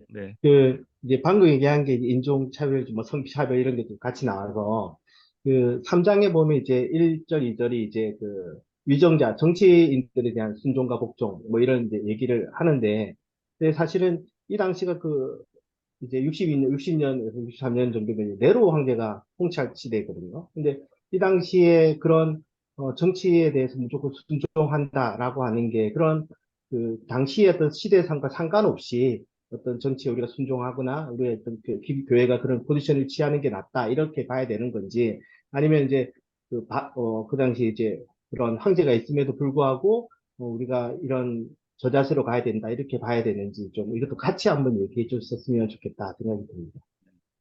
예, 말씀드렸듯이 네로 황제 때는 지금 이제 클라우디우스 황제 다음으로 네로 황제잖아요. 클라우디우스 황제 때 유대인들이 이렇게 추방당할 정도로 근데 네로 황제가 되면서 그 칙령이 이제 폐지가 돼요. 그래서 이제 브리스길라와 아굴라 같이 에베소에 있다가 아니 고린도에 있다가 에베소로 가서 에베소에서 다시 이제 로마로 가 있잖아요. 그래서 로마서를 쓸 무렵에는 16장에 보면 이미 브리스길라와 아굴라가 로마에 가 있어요. 그러니까 네로 황제가 되면서 그 칙령이 폐지되면서 겨우 복귀를 하죠. 조금만 심기를 불편하게 하면 너희들 나가 이제 이렇게 할 수 있는 상황에서 적극적으로 저게 악한 세력이니까 대들어라 그렇게 말할 수가 없죠. 그래서 로마서 9장에 보면 되게 존중하라는 이야기가 나오죠. 그렇지만 그들이 잘못했을 경우에 어떻게 하라는 이야기는 안 하고 있어요. 그거는 이제 요한계시록 가서 봐야 우리가 알 수 있겠죠. 이게 사도 바울이 잘못해도 무조건 복종해라 이제 그런 뜻으로 했을 리가 없죠. 그가 썼던 구주라는 표현이라든지 혹은 뭐 큐리오스라는 표현이라든지 이런 표현들이 만약에 로마 황제를 염두에 둔 표현이었다면 참된 주, 참된 구주는 하나님 혹은 예수 그리스도밖에 없다라고 하는 기본적인 신앙을 갖고 있었다고 봅니다. 그래서 말하지 않았다 그래서 찬동하는 것이다. 그렇게 보는 것은 예, 이제 그렇게 볼 필요 없는 것 같습니다. 네, 다음 넘어갈까요? 예, 네네. 예. 다음 이제 박종원 선생님 질문이시네요. 예, 네. 저는 뭐, 노예에 관한 부분이나 이런 것들은 그 시대에서 조금 시간차적으로, 바울이 어떤 그 언급하지 않는 여러 가지 이유들, 이런 것들은 다른 글들을 통해서도 조금은 이해하고 있는데요. 제가 이제 좀 궁금한 것은 이 디도서가 소위 말하면 이제 옥중서신보다 뒤에 쓰여졌다고 보통 음, 학자들이 얘기하고 있는데 음, 옥중서신을 읽어보면 대부분 그 종에 대한 자세에 대한 얘기를 하고 나면 반드시 거기에 균형을 맞춰서 상전에 대해서도 자제를 요구를 하는데 네네. 후기서신 목회서신에 쓰여진 이 디도서에서는 그때도 언급했다면 여기서 동일하게 거기에 상하게 균형 맞추어서 상전에 대한 그 이 바른 교훈에 합당한 삶을 요구할 듯한데 전혀 음. 언급이 없는 것에 대해서 조금 의아했습니다. 혹시 네. 여기에 대해서 혹시 견해가 어떠신지 좀 여쭙고 싶습니다. 사실 선생님만이 아니라 학자들도 궁금해해요. 이 부분. 왜냐하면 1절부터 9절까지 언급하는 기준이 사실 성하고 나이대에 따라서 언급을 하잖아요. 쭉 남자, 여자, 젊은 사람, 늙은 사람 이렇게 하다가 2장 10절 가서 갑자기 패턴이 깨져요. 그래서 갑자기 종들 하면서 이제 직업 계층으로 이제 바꾸고 있는 것이 왜 그랬을까? 이제 그렇게 해서 궁금해합니다, 학자들도. 근데 그거는 저는 이제 이 교회 안에 종들이 거의 대부분이었기 때문일 것이다. 이제 그렇게 생각을 해요. 사실 그것보다도 6절, 7절에서 어떻게 살아라라고 하면서 이제 희나 구절이 나와요. 이는 대적하는 자로 하여금 부끄러워 우리를 악하다 할 것이 없게 하려 함이라 하면서 외부의 사람들에게 어떻게 보일 것을 생각하라고 이야기하죠. 종들도 마찬가지예요. 종들에 대해서 어떻게 하라 이렇게 한 다음에 이는 범사의 우리 구주 하나님의 교훈을 빛나게 하려 함이라 하면서 또 교회 공동체 바깥에 미치는 영향을 둘 다 8절과 10절에서 강조를 해요. 그러니까 몇몇 안 되는 주인들보다 대다수인 종들이 어떻게 사는지가 교회 바깥의 사람들로 하여금 이제 하나님의 교훈, 저 복음이 빛나게 할지를 결정한다고 보기 때문에 전 종들을 언급했다고 보고요. 디도서는 그레이데 교회에게 필요한 것을 말하는 상황 문서이고, 그래서 모든 윤리적인 방침들을 모든 계층의 사람들에게 다 전하는 문서는 아닙니다. 그것을 자기가 성경 쓴다고 쓴 것이 아니기 때문에 지금 당장 그 교회에 필요한 사람들, 그것만 염두에 두고 썼다 그렇게 보는 것이 더 낫지 않을까 하는 생각이 듭니다. 예. 네, 말씀 감사합니다. 저희가 딱 시간이 정확하게 1시간 정도 이제 텍스트에 대한 이야기를 나눴고요. 네. 이제 예. 어떻게 이제 좀 편하게 이제 컨텍스트에 대한 지금 현재 지금의 한국 교회 상황에 대해서 서로 얘기하고 또 고민들 또 박 목사님께서 지금까지 사역하시면서 하셨던 개인적인 얘기도 또 듣고 싶고 그런 시간 편하게 이제 좀 더 편한 네. 마음으로 좀 나누시면 좋을 것 같습니다. 어, 먼저 김철희 목사님 지금이 질문이시죠? 좀 사역하고 계신데 김 목사님 질문부터 들어가도록 하겠습니다. 네, 안녕하세요. 안녕하세요. 예. 안녕하세요. 이제 크리스에서 해야 될 기도의 주 사역 중에 하나가 이제는 장로를 세우는 일이잖아요. 이제 콘텍스트에 관련된 건데, 저도 이제 아직까지 부교육자를 사역하고 있어서, 저도 올해 초에 그 직분자를 세운다고 이제는 당회에서 저희들한테 이제는 그 명단을 올려달라고 하는데, 조건이 세 가지거든요. 이제 교회 출석, 얼마나 많이 부서를 섬기냐, 그리고 마지막은 예상하시겠지만 11조. 이 세 가지 기준으로 저희가 음. 명단을 뽑아드리면 거기서 하는데, 사실은 뭐 그걸로 보면은 뭐 뽑아야 될 사람은 못 뽑고 안 해야 될 사람은 되는 경우도 많이 있고 그러거든요. 그러면서 그런 상황을 제가 겪으면서 이제는 지도서 이제 1장 이제 5절부터 장로의 자격들을 쭉 이제는 묵상하다 보니까 너무 허탈한 거예요. 이제 너무나 현실과 괴리감이 있는 이런 현실 앞에서. 그래서 과연 이 지도서에 나와 있는 이 장로의 자격들을 과연 한국교회 시스템에 적용할 수 있을지에 대한 그런 의구심이 들기도 했었고, 그와 동시에 이제는 그 목사님이 이제 뒤에서 쓰신 그 부분들을 주의한 부분들을 보면서 참 많은 도전을 받았는데, 목사님 사역하시는 교회에서 이런 부분들을 과연 어떻게 지도자를 선출하고 또 어떻게 양육하고 계신지도 좀 질문이 되더라고요. 예, 그래서 이 부분들을 좀 듣고 싶었습니다.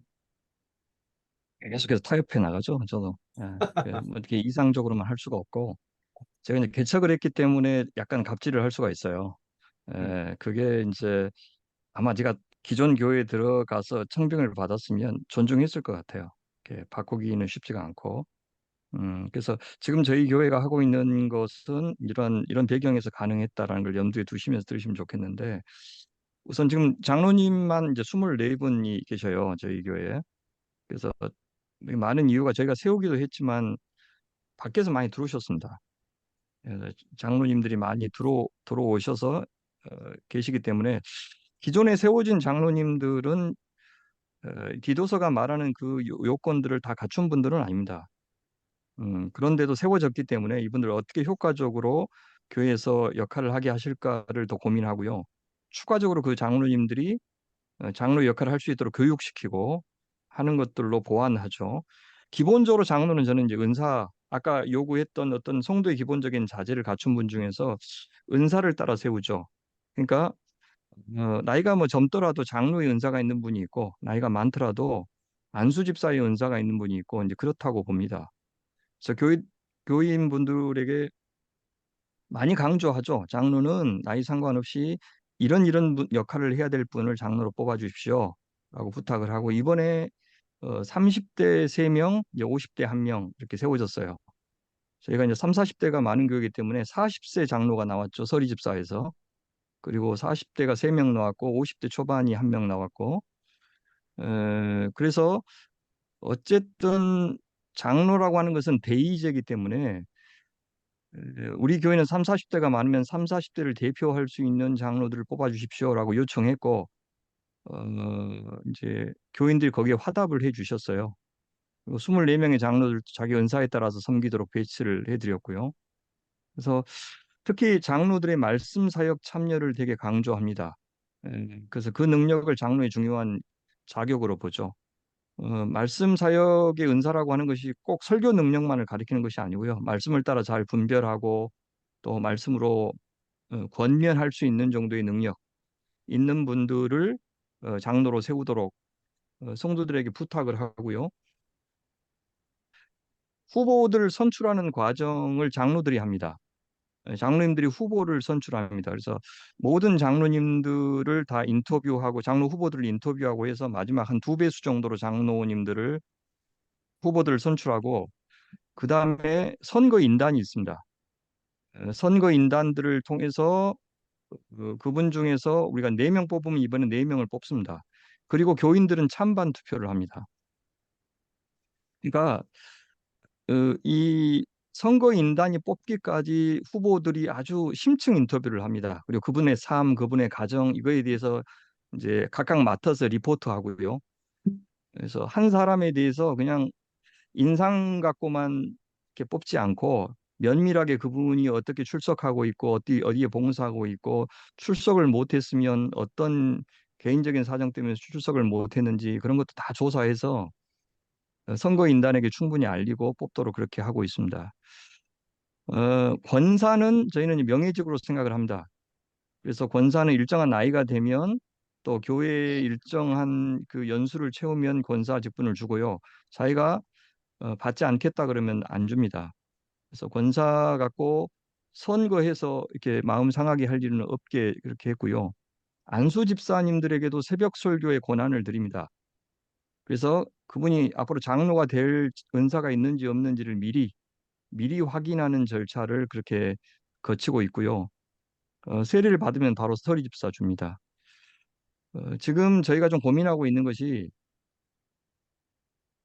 장로는 이제 임기제이기 때문에 임기제 장로를 제외하고는 다 형제 자매로 부르자라고 하는 제안을 제가 해놨고요. 언젠가는 좀 하려고 생각을 하고 있습니다. 이게 뭐 직분이라는 게 꼭 필요한지 하는 생각이 들어서 임기제 장로만 장로라고 부르고 나머지 분들은 다 형제 자매로 부르는 그런 것들을 언젠가는 하자고 이야기하고 교인들이 의외로 호응이 좋습니다. 어, 직분자들만을 위한 교육도 있고 또 교회 안에 다양한 훈련 프로그램을 둬서 성도 전체가 성장하도록 돕고 있고요. 이제 그렇게 하는 것은 저희 교회가 초신자들이 별로 없습니다. 주로 외부에서 오신 분들이 많기 때문에 그래서 아주 초신자 교육보다는 다들 어느 정도 직분 생활을 오래 하신 분들이기 때문에 그렇게 전체를 대상으로 직분자 교육을 주로 많이 하고 있는 상황입니다. 예, 뭐 이렇게 했어도 또 이렇게 그 임직자 선거 끝나면 또 아픔이 있습니다. 저희는 그렇게 상처도 있고 충분히 교육하고 납득하고 뭐 이렇게 시키고 해도 다들 장로 되고 싶어 하고 그러니까 아픔이 있었고요. 예, 그 달래느라고 또 혼났습니다. 다시는 안 하고 싶어요. 그래서 어쩔 수 없는 것 같아요. 준수한 감사합니다. 말씀, 네. 예, 준수한 말씀 감사하고 이렇게 교회에 대한 얘기들이 좀 많이 있을 것 같아요, 목사님. 그래서 윤 선생님도 질문하셨는데 윤 선생님 질문해 주시죠. 예. 네. 저도 되게 이제 현실적인 생각들이 많이 들어요. 뭐 이전에도 뭐 교회에 대한 생각도 많았고, 또 지금 또 남편이 또 조그만 교회에 또 기성교회에 또 뭐 목회를 이렇게 하면서 와서 보니까, 아니, 많이 답답하더라고요. 그래서 많이 답답하고, 기도서 읽으면서 이거는 정말 아니 가야 할 길을 또 갔구나. 내가 다시 이제 땅을 치고 후회를 하면서 왜 더 막지 못했나 이러면서 막 하고 있는데, 그러면서 이제 저는 이제 이 책을 읽으면서 이전에 이제 목사님과 같은 이제 교회에 좀 다녔잖아요. 다니면서 이전에 그 교회가 약간 그 풀타임 사역자가 없는 이제 그런 장로님들로 구성된 그런 교회였잖아요. 그래서 그런 형태가 되게 이상적인 교회라고 생각했고, 했는데, 또 지금 막상 이제 그 교회, 그런 교회들은 많이, 이제 많지 않고 흔치 않고, 또 이런 기성교회 와보니까, 이거는 뭐 도대체 바른 말 했다가는 뭐 다 떠나보내거나, 뭐, 직분자조차도 너무 말씀에 안 서 있고, 그러면 이제 제가 봤을 때 이 거짓 가르침이라는 게 그 당시 그 그레데 교회도 그렇고 일단 유대 전통에 있던 그런 분들의 어떤 그 이전에 뭐 율법과 관련된 그런 부분 때문에 거짓 가르침이라고 했다면 지금 우리 기성교회의 거짓 가르침들이 이 기존에 다니던 성도들의 잘못된 그런 관습들, 가르침 이것이 지금 너무 깊이 있게 들어와 있고 교회 문화를 형성하고 있기 때문에 이거야말로 거짓 가르침인데 이것을 바른 말을 막 해냈다가는 요즘 예레미야도 묵상하면 막 말씀을 하라고 하시는데 했다가는 이거를 뭐 교회 문을 닫게 해야 하나 뭐 이런 생각도 많이 들어요. 그래서 들면서 지금 저는 이제 이전 교회 같은 경험했던 것과 또 책을 읽으면서 그런 것들도 조금 묻어나는다고 생각을 하는데 그 전에 경험했던 그 교회의 어떤 형태 와, 또 지금 이제 지금 이제 전임 사역을 하시면서 또 어떤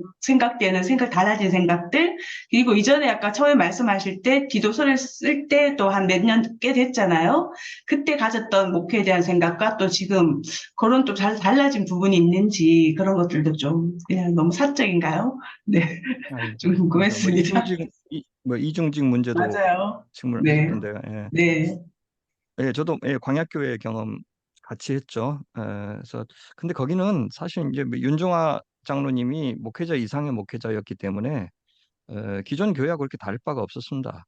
그래서 그 이후에 이제 어, 윤 장로님이 이제 돌아가시고 나서 본인들은 윤 장로님 같은 분이 아닌데 자기들이 이제 그 역할을 이제 목사 없는 교회를 하겠다고 그렇게 하시는데 그는 자칫 이제 하향 평준화를 가져올 수가 있습니다. 그것은 종교 개혁하고 비슷해요. 그 중세 엘리트주의를 극복한다고 그래서 이제 만인 제사장, 사실 만인 제사장은 잘못된 번역이죠. 그런 출애굽기 19장 번역한 것인데 베드로 사도가 그는 제사장 나라라는 뜻이에요, 나라. 에, 그 왕 같은 제사장은 번역이 잘못된 거예요.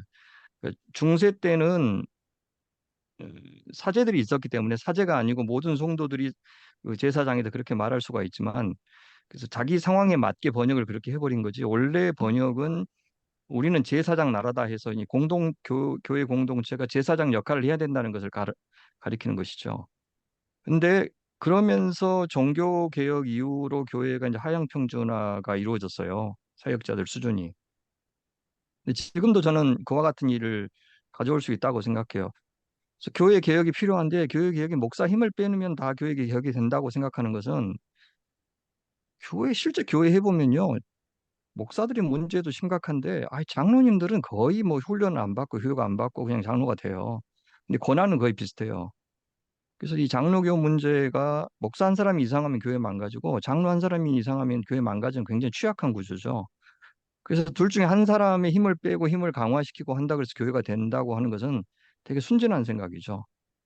그래서 목사가 있는 상태에서 어, 그 장로들에게도 가르침의 기회가 주어지는 그런 구조가 좋다고 생각을 해요. 그리고 저희 교회는 이제 장로님들이 돌아가면서 당회장을 하시거든요. 그래서 장로님들이 새벽 기도하고 또 옛날 수요 설교도 하시고 주일학교 설교는 물론이거니와 장로님들이 다 하셔요. 그리고 당회장 권한까지 갖고 계시고. 그래서 당회장이 원래 이제 그 체어맨이 아니에요. 영어로 하면 그 마더레이터입니다. 마더레이터. 사회자죠, 사회자. 근데 우리나라만 유독 그 당회장을 목사가 할 수 있도록 되어 있고 그걸 체어맨이라고 자기는 생각하는 것 같아요. 그래서 당회장 목사님하고 사회자 목사님인데 사실은 번역하면 당회장 목사님 하면서 뭔가 대단한 사람처럼 하고 권한도 실제 그 법에 보면 권한도 대단히 강해요. 그래서 이게 문제죠. 그러니까 저는 목회자가 말씀의 권위를 갖고 그 말씀을 같이 나눌 수 있도록 해주고 또 교회 의사결정 같이 하면 되지 않나요? 그렇죠. 특히 저희는 당회가 지나치게 의사결정 권한이 강한 것도 저는 마땅치가 않아요. 저희 교회는 회중교회 모델을 섞었어요. 그 거버넌스를. 그래서 실제 일하고 돈 내는 사람들이 결정하게 하자라는 게 제 원칙이에요.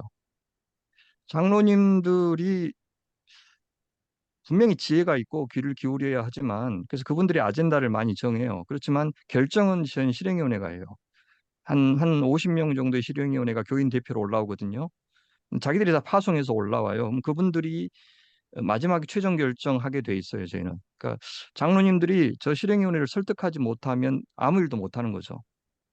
그래서 제안은 할 수 있지만 진짜 일하는 사람들이 그 자리에서 고치고 제안하고 이제 이렇게 하도록 되어 있습니다. 그러면 장로 중심의 교육을 해야 된다.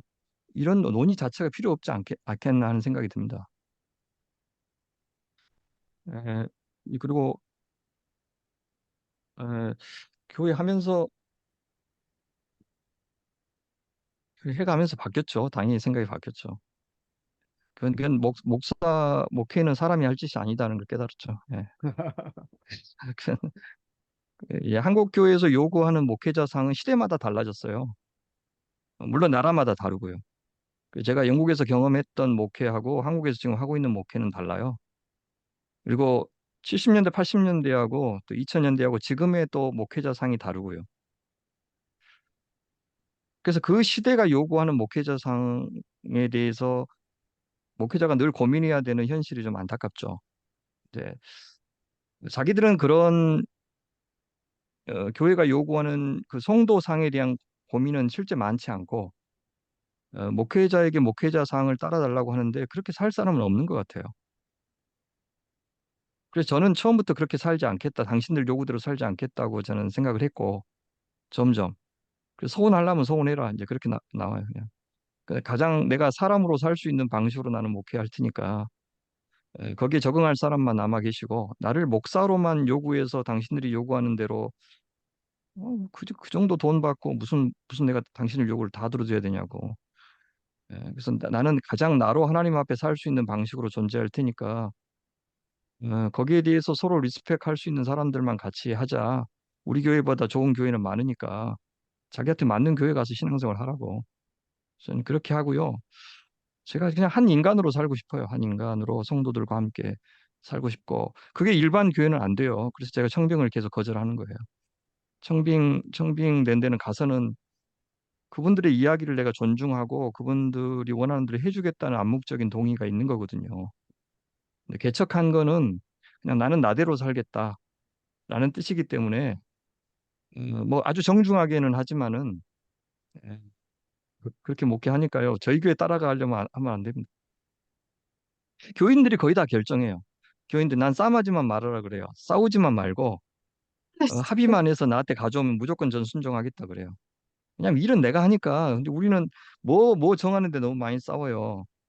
근데 뭐 하나 똑같아요. 주님 의지하면서 가고 가는 과정에서 다 바뀌기 때문에 아유 성도들이 뭐 할 것 같고 싸울 필요가 없습니다. 다 똑같아요. 싸우지 말라고 한 마음으로 기도하는 그런 거 하면 난 다 순종한다고 해서 매달 저는 사역 보고를 해요. 좀 피곤해요. 교회 앞에 내가 뭐 했다. 당신들 나 돈 줬으니까 내가 어떻게 사역했다. 누구 만났다. 다 사역 보고 다 합니다. 예. 그게 사실 어렵지도 않아요. 조금 번거롭긴 해도 뭐 목사가 어떻게 사역했다는 걸 보고하는 게 뭐 힘든 일입니까? 당연히 해야 되죠. 예. 그렇게 하고 살고요. 이중직 문제는 그 배부른 소리입니다. 그냥 돈 없으면 일하는 거고 예. 또 그, 예, 또 교회 전념할 수 있으면 또 교회에 좋기도 하고 그렇죠. 다만 저는 삼중직을 하고 있어요. 그래서 이중직 이중직 하는 사람들이 부러워요. 삼중직 하는 사람 보면. 그래서 아마 각각의 일들이 다 그 성경을 가르치는 일과 관련이 있어서 저는 그렇게 어렵지는 않는데 목회자 이중직 문제는 이중직 자체에 있기보다는 교회에서 일과 주중의 일이 서로 좀 달라서 문제일 거예요. 서로 저같이 이렇게 연결돼 있으면 좋은데 너무 다르니까 그게 아마 목회자들이 겪는 어려움인 것 같고요. 주일에 해야 될 목회 사역을 잘 하려면 진짜 많이 시간 필요하거든요. 또 지속적으로 목회자가 개발해야 돼요.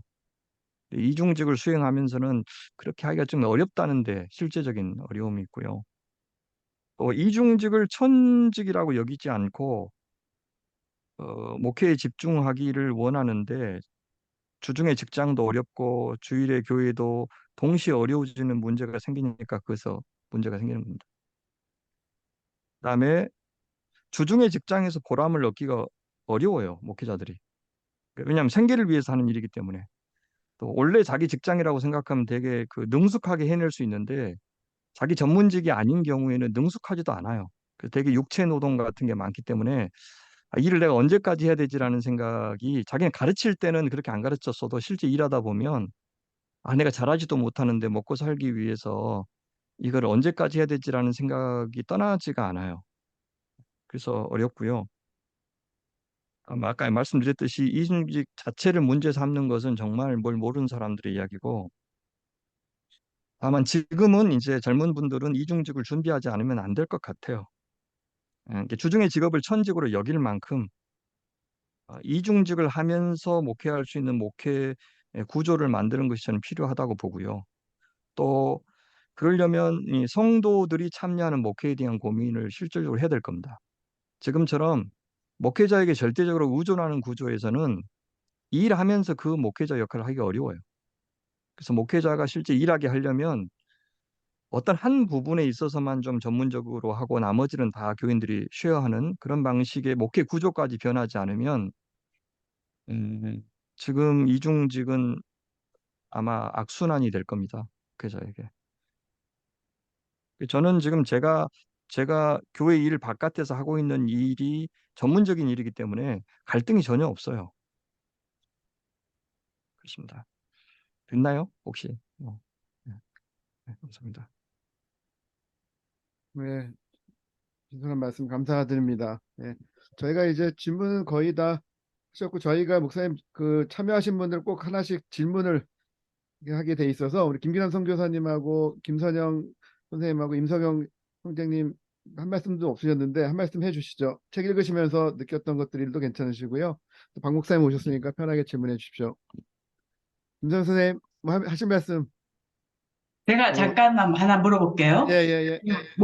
박대 목사님 지금 교단이 IPC인가 거기 교단이죠? 예, 예, 맞아요. 예, 그러면 거기 교단은 여성 장로를 안 세운다고 하던가? 예, 지금 맞나요? 그렇더라고요. 예. 그거는 왜 그런 거예요?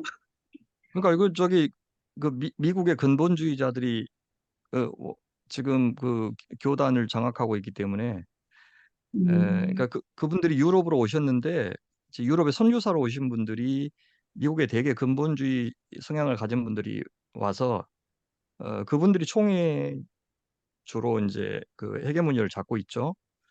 근데 우리가 이제 그걸 바꾸려면 영어도 잘해야 되잖아요. 영어로 디베이트 해가지고 막 그렇게 하기 싫은 거예요. 그래서 한국에 있는 IPC 멤버들은 다 여성 안수를 찬성하는데 거의 다 찬성해요. 한두 분 빼놓고는 찬성하는데 그 싸우기 싫어서 안 하는데 다만 어떤 게 있냐면 스코틀랜드 장로교회가 그 동성애 목사님을 정식으로 인정하기 시작했어요. 근데 거기에 반발한 분들이 나와서 IPC에 대거 들어왔어요. 그러면서 근데 스코틀랜드 장로교회는 이미 여성 안수를 주고 있었거든요. 그러니까 이미 여성 장로, 여성 목사들이 우리에게 들어온 거죠. 그래서 새로 세우는 것은 반대해도 이미 세워진 분들은 또 인정해요. 영국에서.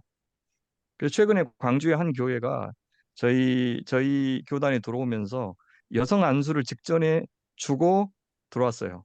들어오면 못 주니까. 내가 그렇게 코치했죠. 먼저 주고 들어와라. 그러면 당신은 할 수 있다. 저는 찬성하고 그래서 계속 여성 설교자들을 계속 세워요. 1년에 몇 차례 아예 의무적으로 세우고 저희는 정관을 개정해서 저희 여자 전도사님이 수석 부목사 역할을 줬어요. 그리고 그분에게 맞게 페이도 줬어요. 수석 부목사에 해당하는 페이를 줬어요. 그러니까 저 다음으로 많이 받는 거죠, 그분이. 그래서 임금에 대해서도 여자 전도사님이지만 차별을 안 두고 뭐 사역이라든지 말씀에 있어서 여성 목사에 준하게 그렇게 활동하도록 해드리고 있죠. 그래서 법을 지키는 한에서는 또 제 신념에 어긋나지 않는 범위 내에서 계속 이렇게 실행해 나가고요. 저는 뭐 여성 안수 받고 싶은 사람들은 다른 교단에서 받으면 되지 굳이 우리 교단까지 와서 받을 필요는 없다고 생각해요. 그죠? 다른 교단에서 받으면 되죠. 아, 우리 교단이 좋은데 안수까지 받고 싶다. 예, 너무 감사하죠. 그렇습니다. 네, 예. 예, 말씀 감사합니다. 김계현 선교사님 일본에서 함께하고 계신데 예, 말씀. 안녕하세요. 안녕하세요. 네. 저는 모든 사람이 나타나는 은혜라는 부분에서, 음, 모든 사람이라는 게 보편주의가 아니라 유대인과 이방인, 종과 자유인, 남자와 여자, 차별하지 않고 모든에게 유효한 은혜라는 뜻입니다. 하셨는데, 보편주의와 이 밑에 있는 유대인과 이방인, 종과 자유인 차별이 없다는 말이 어떻게 다른 건지 잘 모르겠어요. 네. 보편주의는 다 구원받는다는 거죠. 만인 구원설을 이야기하죠. 예. 네, 만인 구원설을 가리키는 것은 아니다. 네, 그런 뜻입니다. 왜냐하면 인간의 반응을 중요하게 성경은 이야기하고 있기 때문에 그래서 하나님이 베푸신 은혜에 대한 인간의 반응을 염두에 둔 표현이지. 그래서 바울이 이야기할 때 그런 모든이라는 표현 자체에는 차별이 없다라는 것을 강조하는 거지 문자 그대로의 모든을 가리키는 것이 아닙니다. 예, 그런 뜻으로 이야기했습니다. 네, 감사합니다. 예, 임서병 선생님 뭐 아, 예, 제가 이제 집에 다녀오느라고 좀 늦었는데, 약간 전라도 억양이셔가지고, 저희 아버지가 계신 거 같았고, 이제 저희 아버님이 이제 원래 안 다니셨는데, 신앙인이 아니셨는데, 이제 교회에서 가보시려고 제가 이제 총신 출신이거든요. 제 아들도 신학생이고, 이제 어머니도 권사님이시니까 좀 교회를 가야겠다. 라고 하셔가지고 이제 갔는데, 의외로 뭔가 아버지는 이제 종교적인 걸로 바라시고 이제 가셨는데 장로님들이 이제 시원찮다는 거예요. 음, 그걸로 이제 아버지는 이제 종교적인 걸 원하고 가셨는데 이제 모임 하니까 뭐 세속적인 얘기만 하더라. 뭐 노후에 이제 어떻게 모아서 잘 살 건지, 저희 아버지가 이제 은행장이셨어가지고, 지점장이셨어가지고, 막, 그걸 물어보시는 거예요. 근데 아버지는 이제 종교적인 걸 원하고 하셨는데, 장로님이나 이제 교회 리더십들은 안 하더라. 그래서 교회를 가고 싶은데 갈 데가 없다. 뭐 그런 얘기를 하시더라고요. 그래서 이런 어떤 현실적인 문제에 대해서 뭐 어떻게 해야 되나 내가 아버지한테 교회를 가고 싶다는데 뭐 어떻게 해야 되지? 이런 부분에 대해서 그러니까 추천해 줄 교회가 없는 그런 어떤 부분에 대해서 어떻게 대답을 해드려야 되나 저는 좀 이런 실제적인 질문을 드리고 싶습니다. 예. 뭐 대답이 없다는 걸 잘 알고 계시니까. 예. 그게 지금 현 주소죠. 그게 이제 제가 제기를 정하게 된데 아주 가장 큰 영향을 미친 우리 김교신 선생께서 신앙생활을 하셨던 시대이기도 하고요. 그래서 교회 밖에 김교신 선생의 그 무교회주의 운동 그 동지들 함석헌 선생, 그 다음에 이제 다석 유영모 선생, 그 다음에 이제 그 이연필 선생이라든지 여기 화순의 이세종 선생이라든지 이런 분들의 영성이 교회 밖의 영성이 교회의 영성을 그때 압도했던 시대였습니다. 그래서 이제 무교회주의랑 이제 교회를 배척한 게 아니라 참교회주의죠. 정확히 번역하면. 그래서 기존의 제도 교회에 속한 것이 마치 그리스도인 됨이라고 생각하는데 제도교회 밖에서 참된 신앙을 추구하자라는 운동이었던 것처럼 지금 소위 가나안 성도의 현상을 너무 이제 부정적으로만 볼 것이 아닌 것이 바로 그런 이유에서죠. 그래서 아버지는 어, 좋은 구도자의 길을 따로 가도록 좀 고민하시는 게 좋을 것 같아요. 교회에도 다니지만 구도자의 길을 어떻게 가야 될지. 이게 저희 아버지가 사실 비슷했습니다. 어머니는 신앙의 길에 들어서셨는데 아버지는 안 믿어지셨어요, 잘. 이해가 안 되면 안 되는 학교 교사 출신이라 그러신지. 그래서 성경을 2번 필사를 하셨어요. 대단한 열심이죠. 성경을 3번째는 필사가 아니라 타이핑 하셨어요. 총 3번 하신 거죠. 성경을. 그러니까 나는 성경을 읽고 내가 직접 연구해야 되겠다라고 생각했어요. 근데 제가 한 번씩 집에 가기만 하면 이제 답답한 말씀을 하셔요. 교회 시골 목사님이 뭐 얼마나 대단하시겠어요? 그래서 이번에는 이런 설교를 했는데 이게 말이 안 되는 것 같다. 그러면서 이제 자꾸 흉을 보시는 거죠. 그래서 예를 들어서 그 요한복음 15장 나는 포도나무에 너희는 가지니 이제 그 본문으로 설교하셨는데 그래서 그 설교의 결론이 유기농을 해야 된다고 해요. 그래서 야, 그 본문하고 유기농이 무슨 관계냐? 아무리 그 노인들 놓고 이야기해도 어떻게 그럴 수가 있냐? 그래서 아시는 거죠, 사실은. 아시죠? 그러니까 목회자들이 너무 악한 거예요. 게으르고 진짜 무식하고 인격이라도 되면 좋겠는데 그것도 안 되고 너무 심한 분들이 많아요. 근데 어느 순간부터 이제 한국 교회가 그 양적인 팽창의 시대에 그걸 감당하려고 어, 사실 이제 검증을 거치지 않는 목회자들이 양산됐어요. 그 사람들이 교회가 사라진다고 다 같이 사라지는 게 아니고 여전히 남아 있어서 그분들의 영향력이 적지 않죠. 근데 그분들이 다 거덜내 가지고 이제 뭐 3, 40대가 목회하려고 이어받으려고 하니까 남아있는 교회들이 별로 없어요. 갈 데도 없고 노인들로 수북하고 건물은 있고 빚은 없는데 다 노인들이 가득 차 있고 근데 건물은 또 낡았고 그래서 100명에서 300명 교회가 제일 좀 위험하다고 그러죠. 아예 작은 교회에 정말 소신 있는 목회자들이 하는 게 차라리 나을 정도로 지금 상황이 심각해요. 어디서부터 다시 시작해야 될지도 모를 만큼 어려워요. 이제 그런 때에 교회만 의지해가지고 아버지에게 신앙생활을 하게 하기보다도 좋은 책을 그다음에 좋은 유튜브 채널 같은 거 또 좋은 목회자의 설교 같은 거를 잘 권해드리면서 음, 좀 신앙생활 하시게 하면 어떨까 하는 생각. 그 교회만 의지해가지고는 심란한데요. 예, 아까 봅니다. 안 되겠습니다.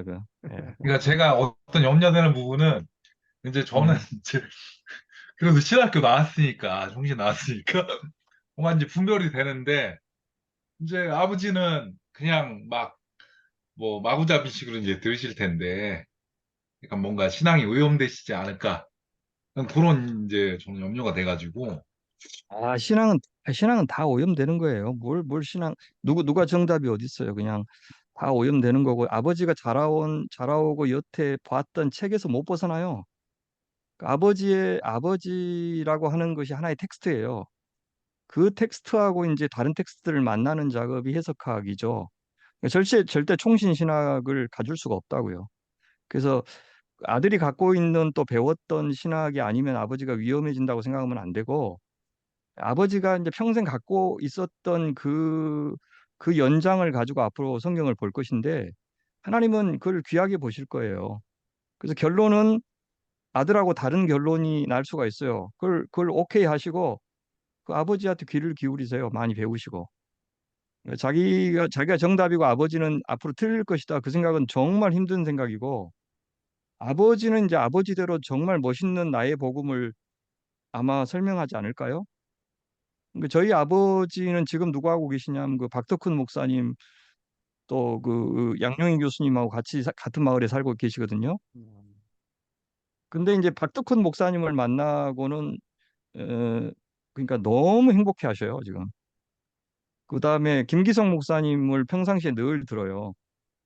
뭐 제 설교도 들으시지만, 그러면서 이제 내 결은 저기하고 맞다. 그렇게 하시죠. 그러니까 굉장히 지혜로우셔요. 예, 음, 웬만한 그 교회 목회자 설교는 양이 안 차셔요. 예. 그래서 그 아버지도 은행장 정도 하시고 좀 이렇게 사유의 깊이는 잘 모르겠지만, 그런 분이 앞으로 말씀을 듣고 성경을 한다면 도대체 어떤 신앙 고백이 나올까 저는 되게 궁금한데요. 아들을 능가하는 멋진 고백이 나올 것 같은데 저는. 그래서 본인을 걱정하세요. 아버지 걱정하지 말고. 예, 예, 말씀 네, 감사합니다. 어, 감사합니다. 예, 제가 하나 뭐 마지막 질문은 아니지만 지난번에 드린 질문 중에 예, 목사님께서 매일 성경 편집장하고 또 묵상과 설교 오랜 시간 이렇게 성경을 함께 하시고 계속 이렇게 연구하시고 네. 해오셨는데 음, 어떤 본인의 그런 삶을 그렇게 드리게 되는 어떤 마음의 뭐 어떤 계기나 동기나 그런 걸 좀 알고 싶고, 말씀하신 대로 뭐 66권을 전부 다 주의하신 걸로 알고 있습니다. 다 글을 쓰시고, 그래서 혹시 또 가장 좋아하는 성경은 무엇이시고, 또 성도들이 좀 더 깊이 연구해야 될 성경들은 혹시 무엇이라고 생각하시는지 한번 좀 질문드리고 싶습니다. 네, 예. 그것과 함께 이제 주신 질문이 성경을 대하는 태도, 자세, 예, 예, 이것도 예. 요구하셨고, 신경수 선생님이 좋은 질문 또 예, 예, 하셨더라고요. 맞습니다. 맞습니다. 예. 그것도 더불어서 제가 대답을 좀 드릴게요. 우선 예, 이번에 그 로마서 매일 성경 로마서 집필과 함께 이제 66권 매일 성경을 다 집필을 해봤어요.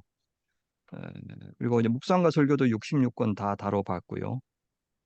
그리고 지금 CBS에서 이제 매일 성서 강해라고 아침에 이쪽 광주 전남 지방에 5시 50분부터 6시까지 10분간 하는 그 방송을 12년째 매일 하고 있어요. 그러니까 몇천 편을 했겠죠. 한 번도 펑크 없이 12년째 그 방송을 했으니까 하루에 한 2시간씩 원고 쓰고 녹음하고 하는 것도 거의 뭐 돛 닦는 심정으로 날마다 12년간 했으니까 그 몇천 편 했고, 그렇게 했는데 이제 좋은 선생님들 만나서 제가 우선은 제가 이제 예수 믿기 위해서 신학을 했고, 그래서 예수 믿고 싶어서 성경을 배웠고, 그래서 성경에 대한 그 갈증이 남달랐던 것 같아요.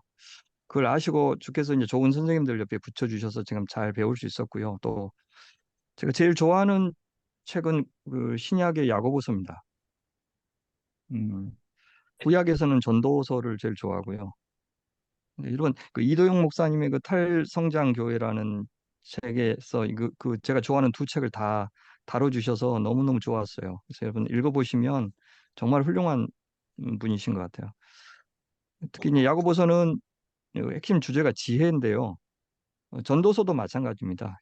현실에 뿌리 내린 삶하고 또 이 시대의 한계를 잘 인식하라. 라고 하면서 지혜의 중요성을 강조하죠. 그래서 야고보서는 신약의 지혜서 그렇게 부르기도 하고요. 그래서 우리 시대에 그리스도인으로서 사는 것이 얼마나 예술적이어야 하는지, 얼마나 자유자재로 온몸에 그 내재화된 지혜를 가지고 순간순간 영적인 임기응변을 통해서 하나님께 대답해야 되는지를 잘 말해주는 책인 것 같아요. 그래서 구약을 이해해야 야고보스를 이해할 수 있고, 그래서 그- 굉장히 짧은 책이지만 풍성한 책이고 이론뿐만 아니라 실제도 잘 담고 있는 귀한 책이라고 생각을 해서요. 저는 야고보서를 좋아하고 또 전도서도 좋아합니다. 예. 그리고 이 성경을 대하는 데 있어서 꼭 가져야 될 자세와 태도 말씀하셨는데 저는 그 the interpretation은 없다고 생각하는 사람입니다. the better interpretation만 있고 모든 성경 해석은 더 나은 해석을 향해서 나아가는 과정만 있을 뿐이다. 그래서 늘 겸손하게 열린 마음으로 성경을 상대해야 된다. 그리고 오늘 내 해석을 상대화할 줄 아는 마음이 필요하다라는 말씀드리고 싶고요. 무엇보다도 이 나라고 하는 텍스트를 잘 읽는 게 중요한 것 같아요. 우리는 내가 가지고 있는 것을 갖고 성경을 읽기 때문에 그렇고요. 또 이제 이 시대도 잘 읽어야 되는 것이 이 시대를 섬기기 위해서뿐만 아니라 내가 근데 이 시대의 사람으로서 시대의 영향을 받고 있기 때문에 이 시대를 잘 이해하는 것이 중요합니다. 그래서 뭐 내가 뭐 나도 모르게 영향을 받고 있고 당연하게 생각하고 있는 것들이 있겠죠. 그래서 성경을 대할 때 하여튼 티처블한 태도, 늘 좀 배우려고 하는 태도가 무엇보다 중요한 것 같아요. 또한 잘 아시다시피 제가 이제 여러 공부하고 나서 직장을 생각하다가 이 매일 성경 묵상과 설교 이거를 내 평생의 업으로 이게 직이죠, 직 평생의 직 내 업은 이제 말씀을 전하는 일이고 특히 직으로 삼겠다 여겼던 것이 이게 이제 성경은 살아봐야 아는 것인 것 같아요. 살아봐야 아는 것이 성경인 것 같고 순종, 실천, 뭐 사랑 이런 것들이 되게 중요한 것 같아요. 그래서 성경에 대한 이해와 삶에 대해서 같이 강조하는 단체가 저는 성수 유니온인 것 같았고, 그래서 그 사역에 내 자신을 드리는 것이 의미 있겠다 그런 생각을 했습니다. 그 진지하게 오래오래 머금고 있으면 언젠가 자신의 진가를 말씀이 스스로 이제 드러낼 때가 올 것인데 이제 그런 노력을 공동체 안에서 같이 할 때 성경 해석도 더 나아질 것 같고요. 그래서 해석 공동체를 이와 같은 해석 공동체를 갖고 있는 것이 좋은 성경 해석을 위해서 꼭 필요하고 또 내가 찾아가는 노력만큼이나 찾아오는 말씀을 붙잡는 노력도 중요한 것 같아요. 제가 요즘 이제 이렇게 하고 있는 일이 우리나라 그 수도원 운동의 시작이 그 이세종 선생하고 이연필 선생입니다. 이분들의 이제 제자들이 저를 찾아와서 어, 그 지금 이세종 선생의 제자들 수도하고 있는 제자들 그 교회 분들이 찾아와서 같이 그 재단을 만들어서 그분 사상을 계속 계승하자라는 제안을 해서 그걸 지금 추진하고 있는 중입니다. 재단을. 그래서 나중에 그 수도원을 만들고 그 수도원에서 좀 말년은 보내야 되겠다 생각을 하고 있어요. 이게 이제 외국의 선교사님들이 들어오기 전에 한국인으로서 성경을 봤을 때 성경은 어떻게 들리지?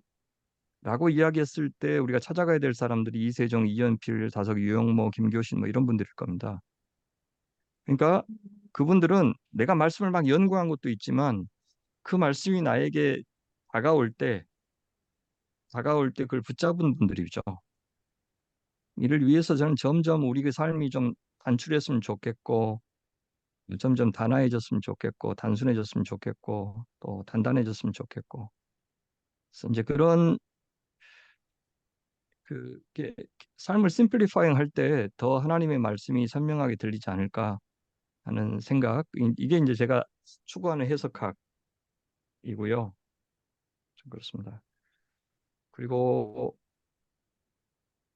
근본주의적 경향성을 극복하기 위해서 목회자가 준비하고 갖춰야 될 덕목에 대해서 신경수 선생님이 질문하셨는데 예, 다 말씀드린 거긴 하지만 어쨌든 우리 목사님들이 성경에 대해서 좀 더 깊은 이해가 필요한 것 같아요.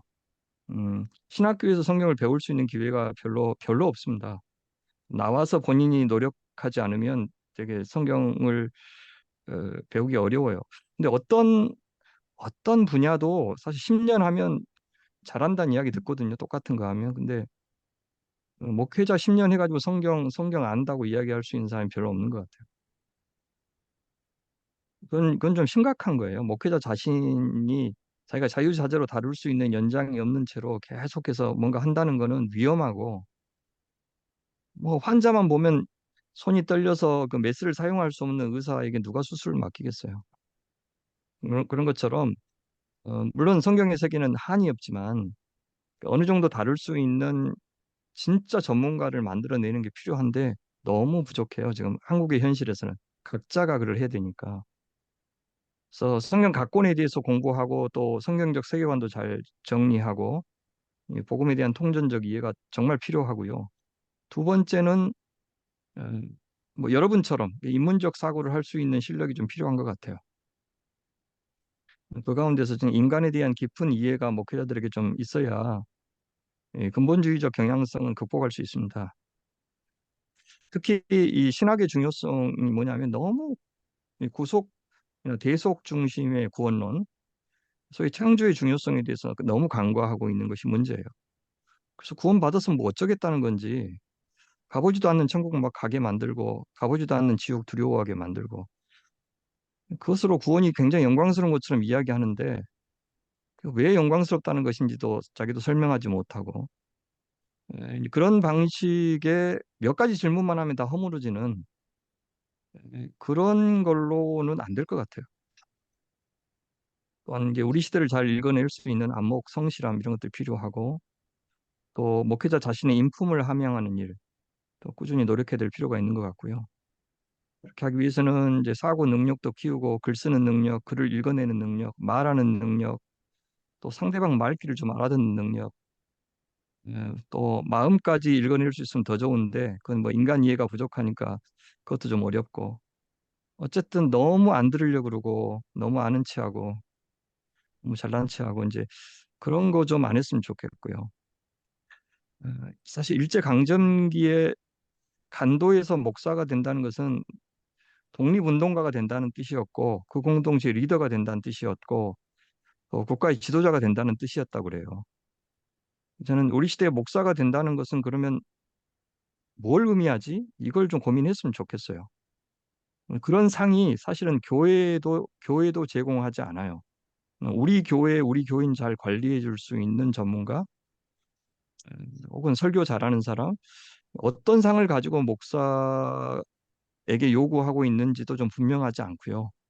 그래서 목회자 자신이 이 시대의 목회자가 된다는 것은 어떤 역할을 하는 것이지라는 고민을 좀 하면 어떤 근본주의적인 경향성은 극복하는 데 도움이 되지 않을까 이제 그런 생각을 이 질문하셨으니까 제가 새삼스럽게 했어요. 좋겠습니다. 예, 여기까지입니다. 예, 목사님 바쁘신데 또 주일 설교도 있으신데 토요일 날 이렇게 또 성실하게 또 질문지를 또 고민하시고 답변해 주셔서 너무 감사하고요. 또 추가로 질문하실 거 있으신 분들 있으시면 잠깐 뭐 마지막 또 있으신가요 혹시요? 내일 설교 포기했습니다. 거의 포기했으니까 편안하게 하십시오. 저희 교회 망했습니다. 내일. 아, 참. 정학 선생님 할 말씀 해주시죠.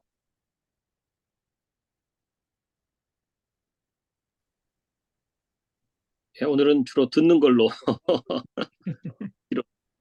열심히 듣고 저는 사실 그 북독 사회를 보셔가지고 그때 그 제 얘기만 하느라고 자세히 그 말씀을 들을 기회가 없었는데 오늘 또 말씀을 들어보니까 이렇게 훌륭한 분이라고 제가 그런 길을 했던 걸 듣고 제가 알았으면 이게 그 등골이 오싹해서 말을 제대로 못했겠다 뭐 이런 생각이 듭니다.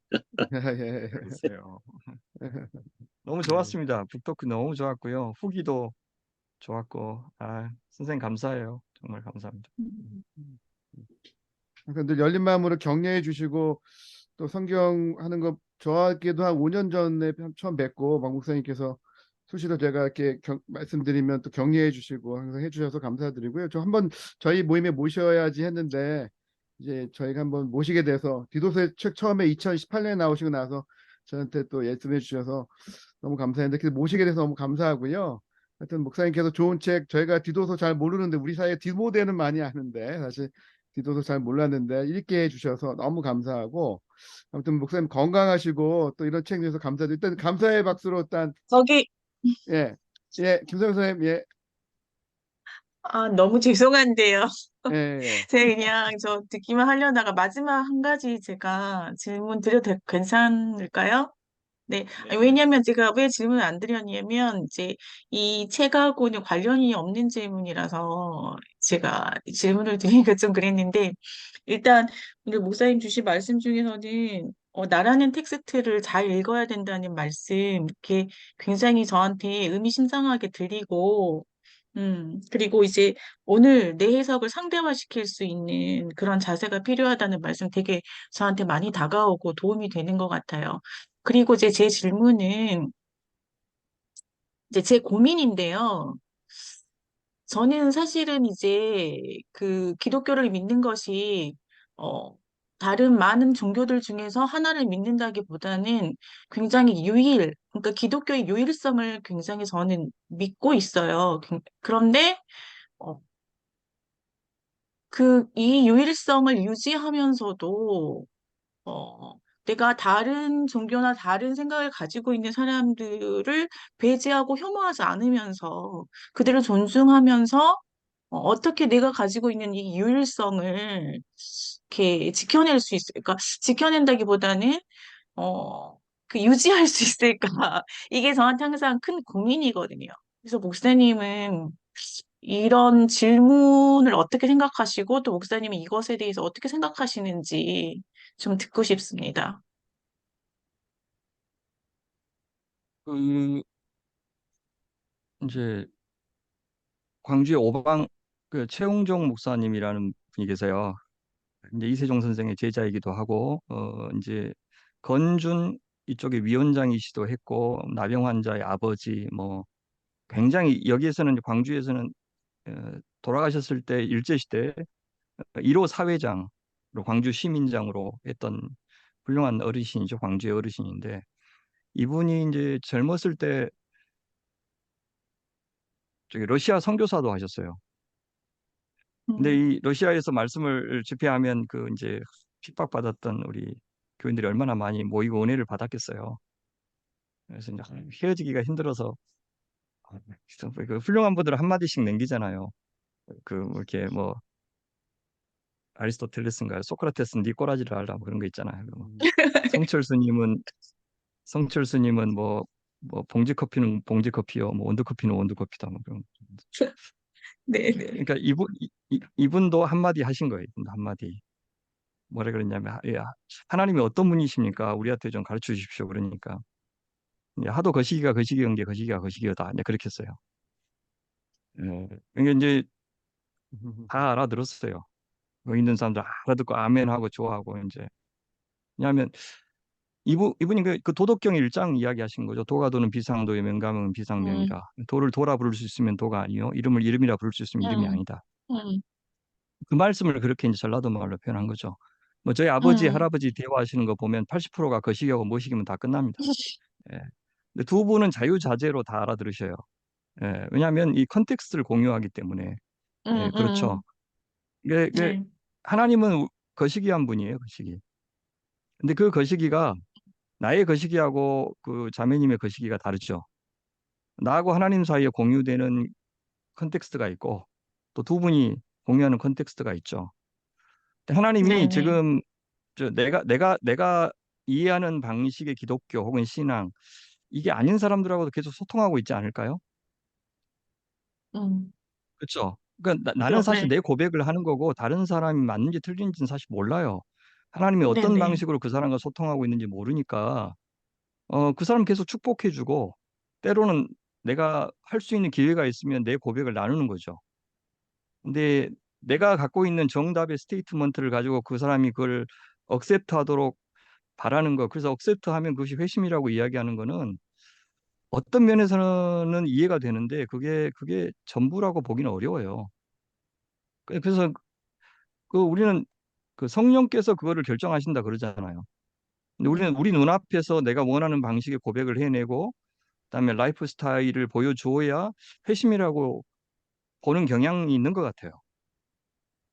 그래서 나는 내가 믿는 것이 옳다고 믿는 건 좋은데 상대방이 나처럼 믿어야 옳다고 말하는 것은 그건 아닐 수 있다는 생각이 들어요.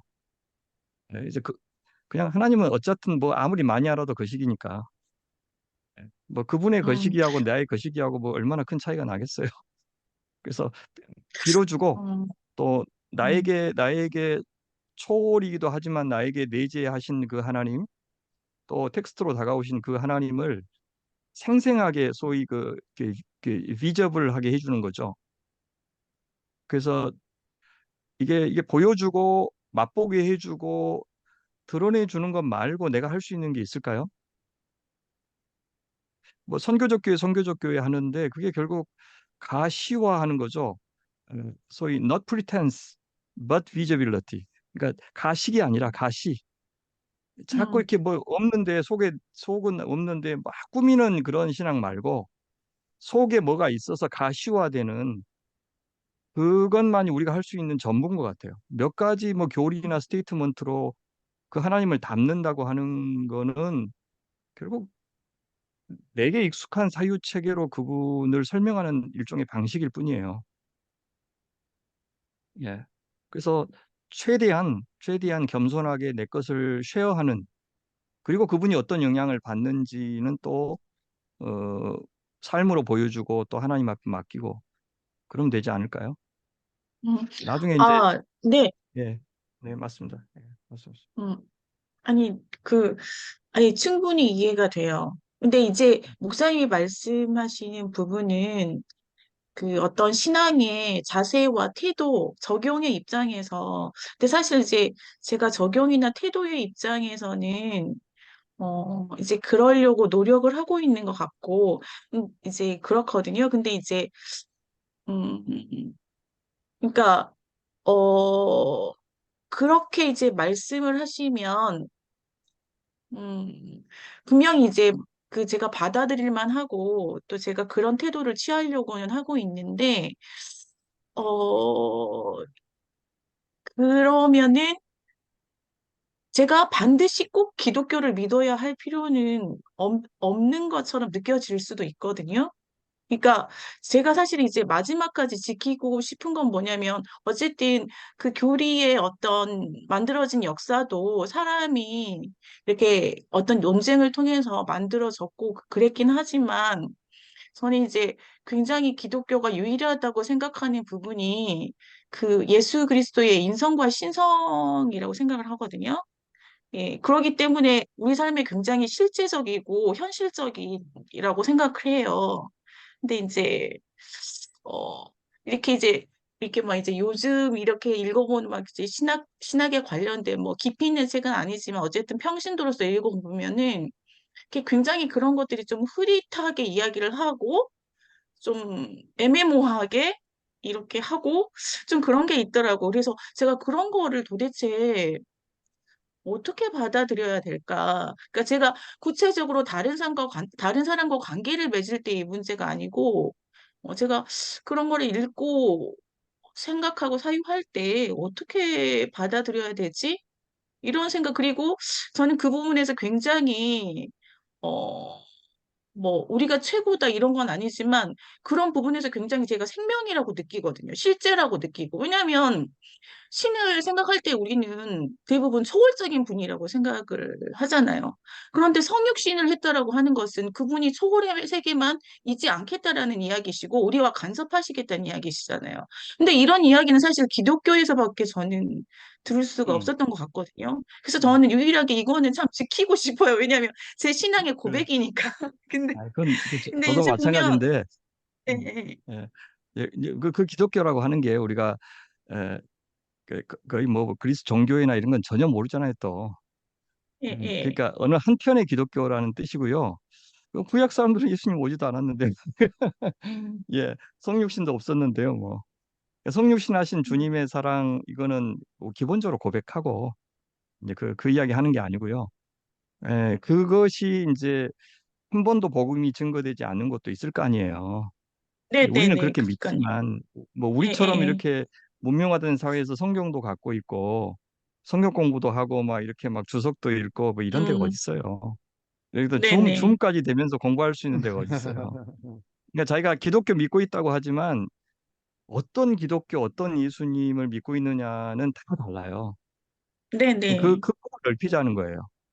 그 폭을. 이거 우리는 사실 나중에 이제 천국 가면 이제 우스갯소리입니다. 천국 가면 아유 우리 선생님들은 다 직업 그대로 하실지 몰라도 제가 다들 원저자 직강 듣지 저한테 듣겠어요. 그럼 저만 지금 직장이 없어져요. 그래서 지금 천국 가면 뭐 하고 살까 지금 고민하고 있는데 그러니까 저 오늘 디도서 나눈 게 사실 주님 앞에서는 허접한 거죠. 겨우 제가 할 수 있는 이야기지만 그래서 지금 우리 번역 선교사님 열심히 번역하고 있거든요. 그 지금 매번 보고가 돼요. 우리 지금 한데 성경도 없었어요. 거기는 성경도 없는데 예수님 믿는다고 하는 사람들 보면 도대체 무슨 예수를 믿고 있는 거지? 그 생각이 들어요. 그러니까 네, 우리는 아주 행복한 고민을 하고 있는 거고 종교다원주의 뭐 그런 이야기 하는 게 아니고 네, 우리가 네. 고백하는 것 안에서 어, 훨씬 더 음, 열어놓자 그거죠. 음. 그러니까 뭐, 네, 네. 네, 예, 예, 김 무슨 선생님, 뜻인지는 제가 충분히 예, 알겠습니다. 아, 예, 그리고 한 예. 가지, 목사님, 저도 고향이 광주입니다. 중국이신 것 같아요, 거기? 중국인가요? 아, 예, 거기? 예. 뒤에 배경은 중국인데요. 예, 어, 어. 예. 제가 중국에 좀 살다 와가지고, 아, 예, 예, 예, 예, 예, 예. 예, 예, 어쨌든 그래서 반갑습니다. 많이 배웠습니다. 예, 예, 감사합니다. 예, 예. 아, 시간 이제 거의 다 돼서 저희가 항상 끝날 때마다 그 저자의 책을 들고 사진 하나 찍거든요. 그래서 아, 사진을 예, 예. 인성 형제님께서 좀 찍어주시고 의사의 또 이 책을 통해서 기도서를 좀 많이 읽었으면 좋겠습니다. 자, 임성 형제님 해주시나요? 어떻게? 잠시만요. 예, 윤덕희 선생님 준비해 책이 주세요. 없네요. 항상 책이 네, 없으신데요. 제가, 죄송합니다. 이동하느라고 못 갖고 왔습니다. 집에 두고 와가지고, 아, 지금, 예, 예, 예. 예, 예, 시골집에 팔릴 있습니다. 만큼 다 팔렸습니다. 이게 역주행하는 게 너무 예. 하나, 둘, 셋 하면 이제 미소를 지어주세요. 예. 예. 하나, 둘, 셋.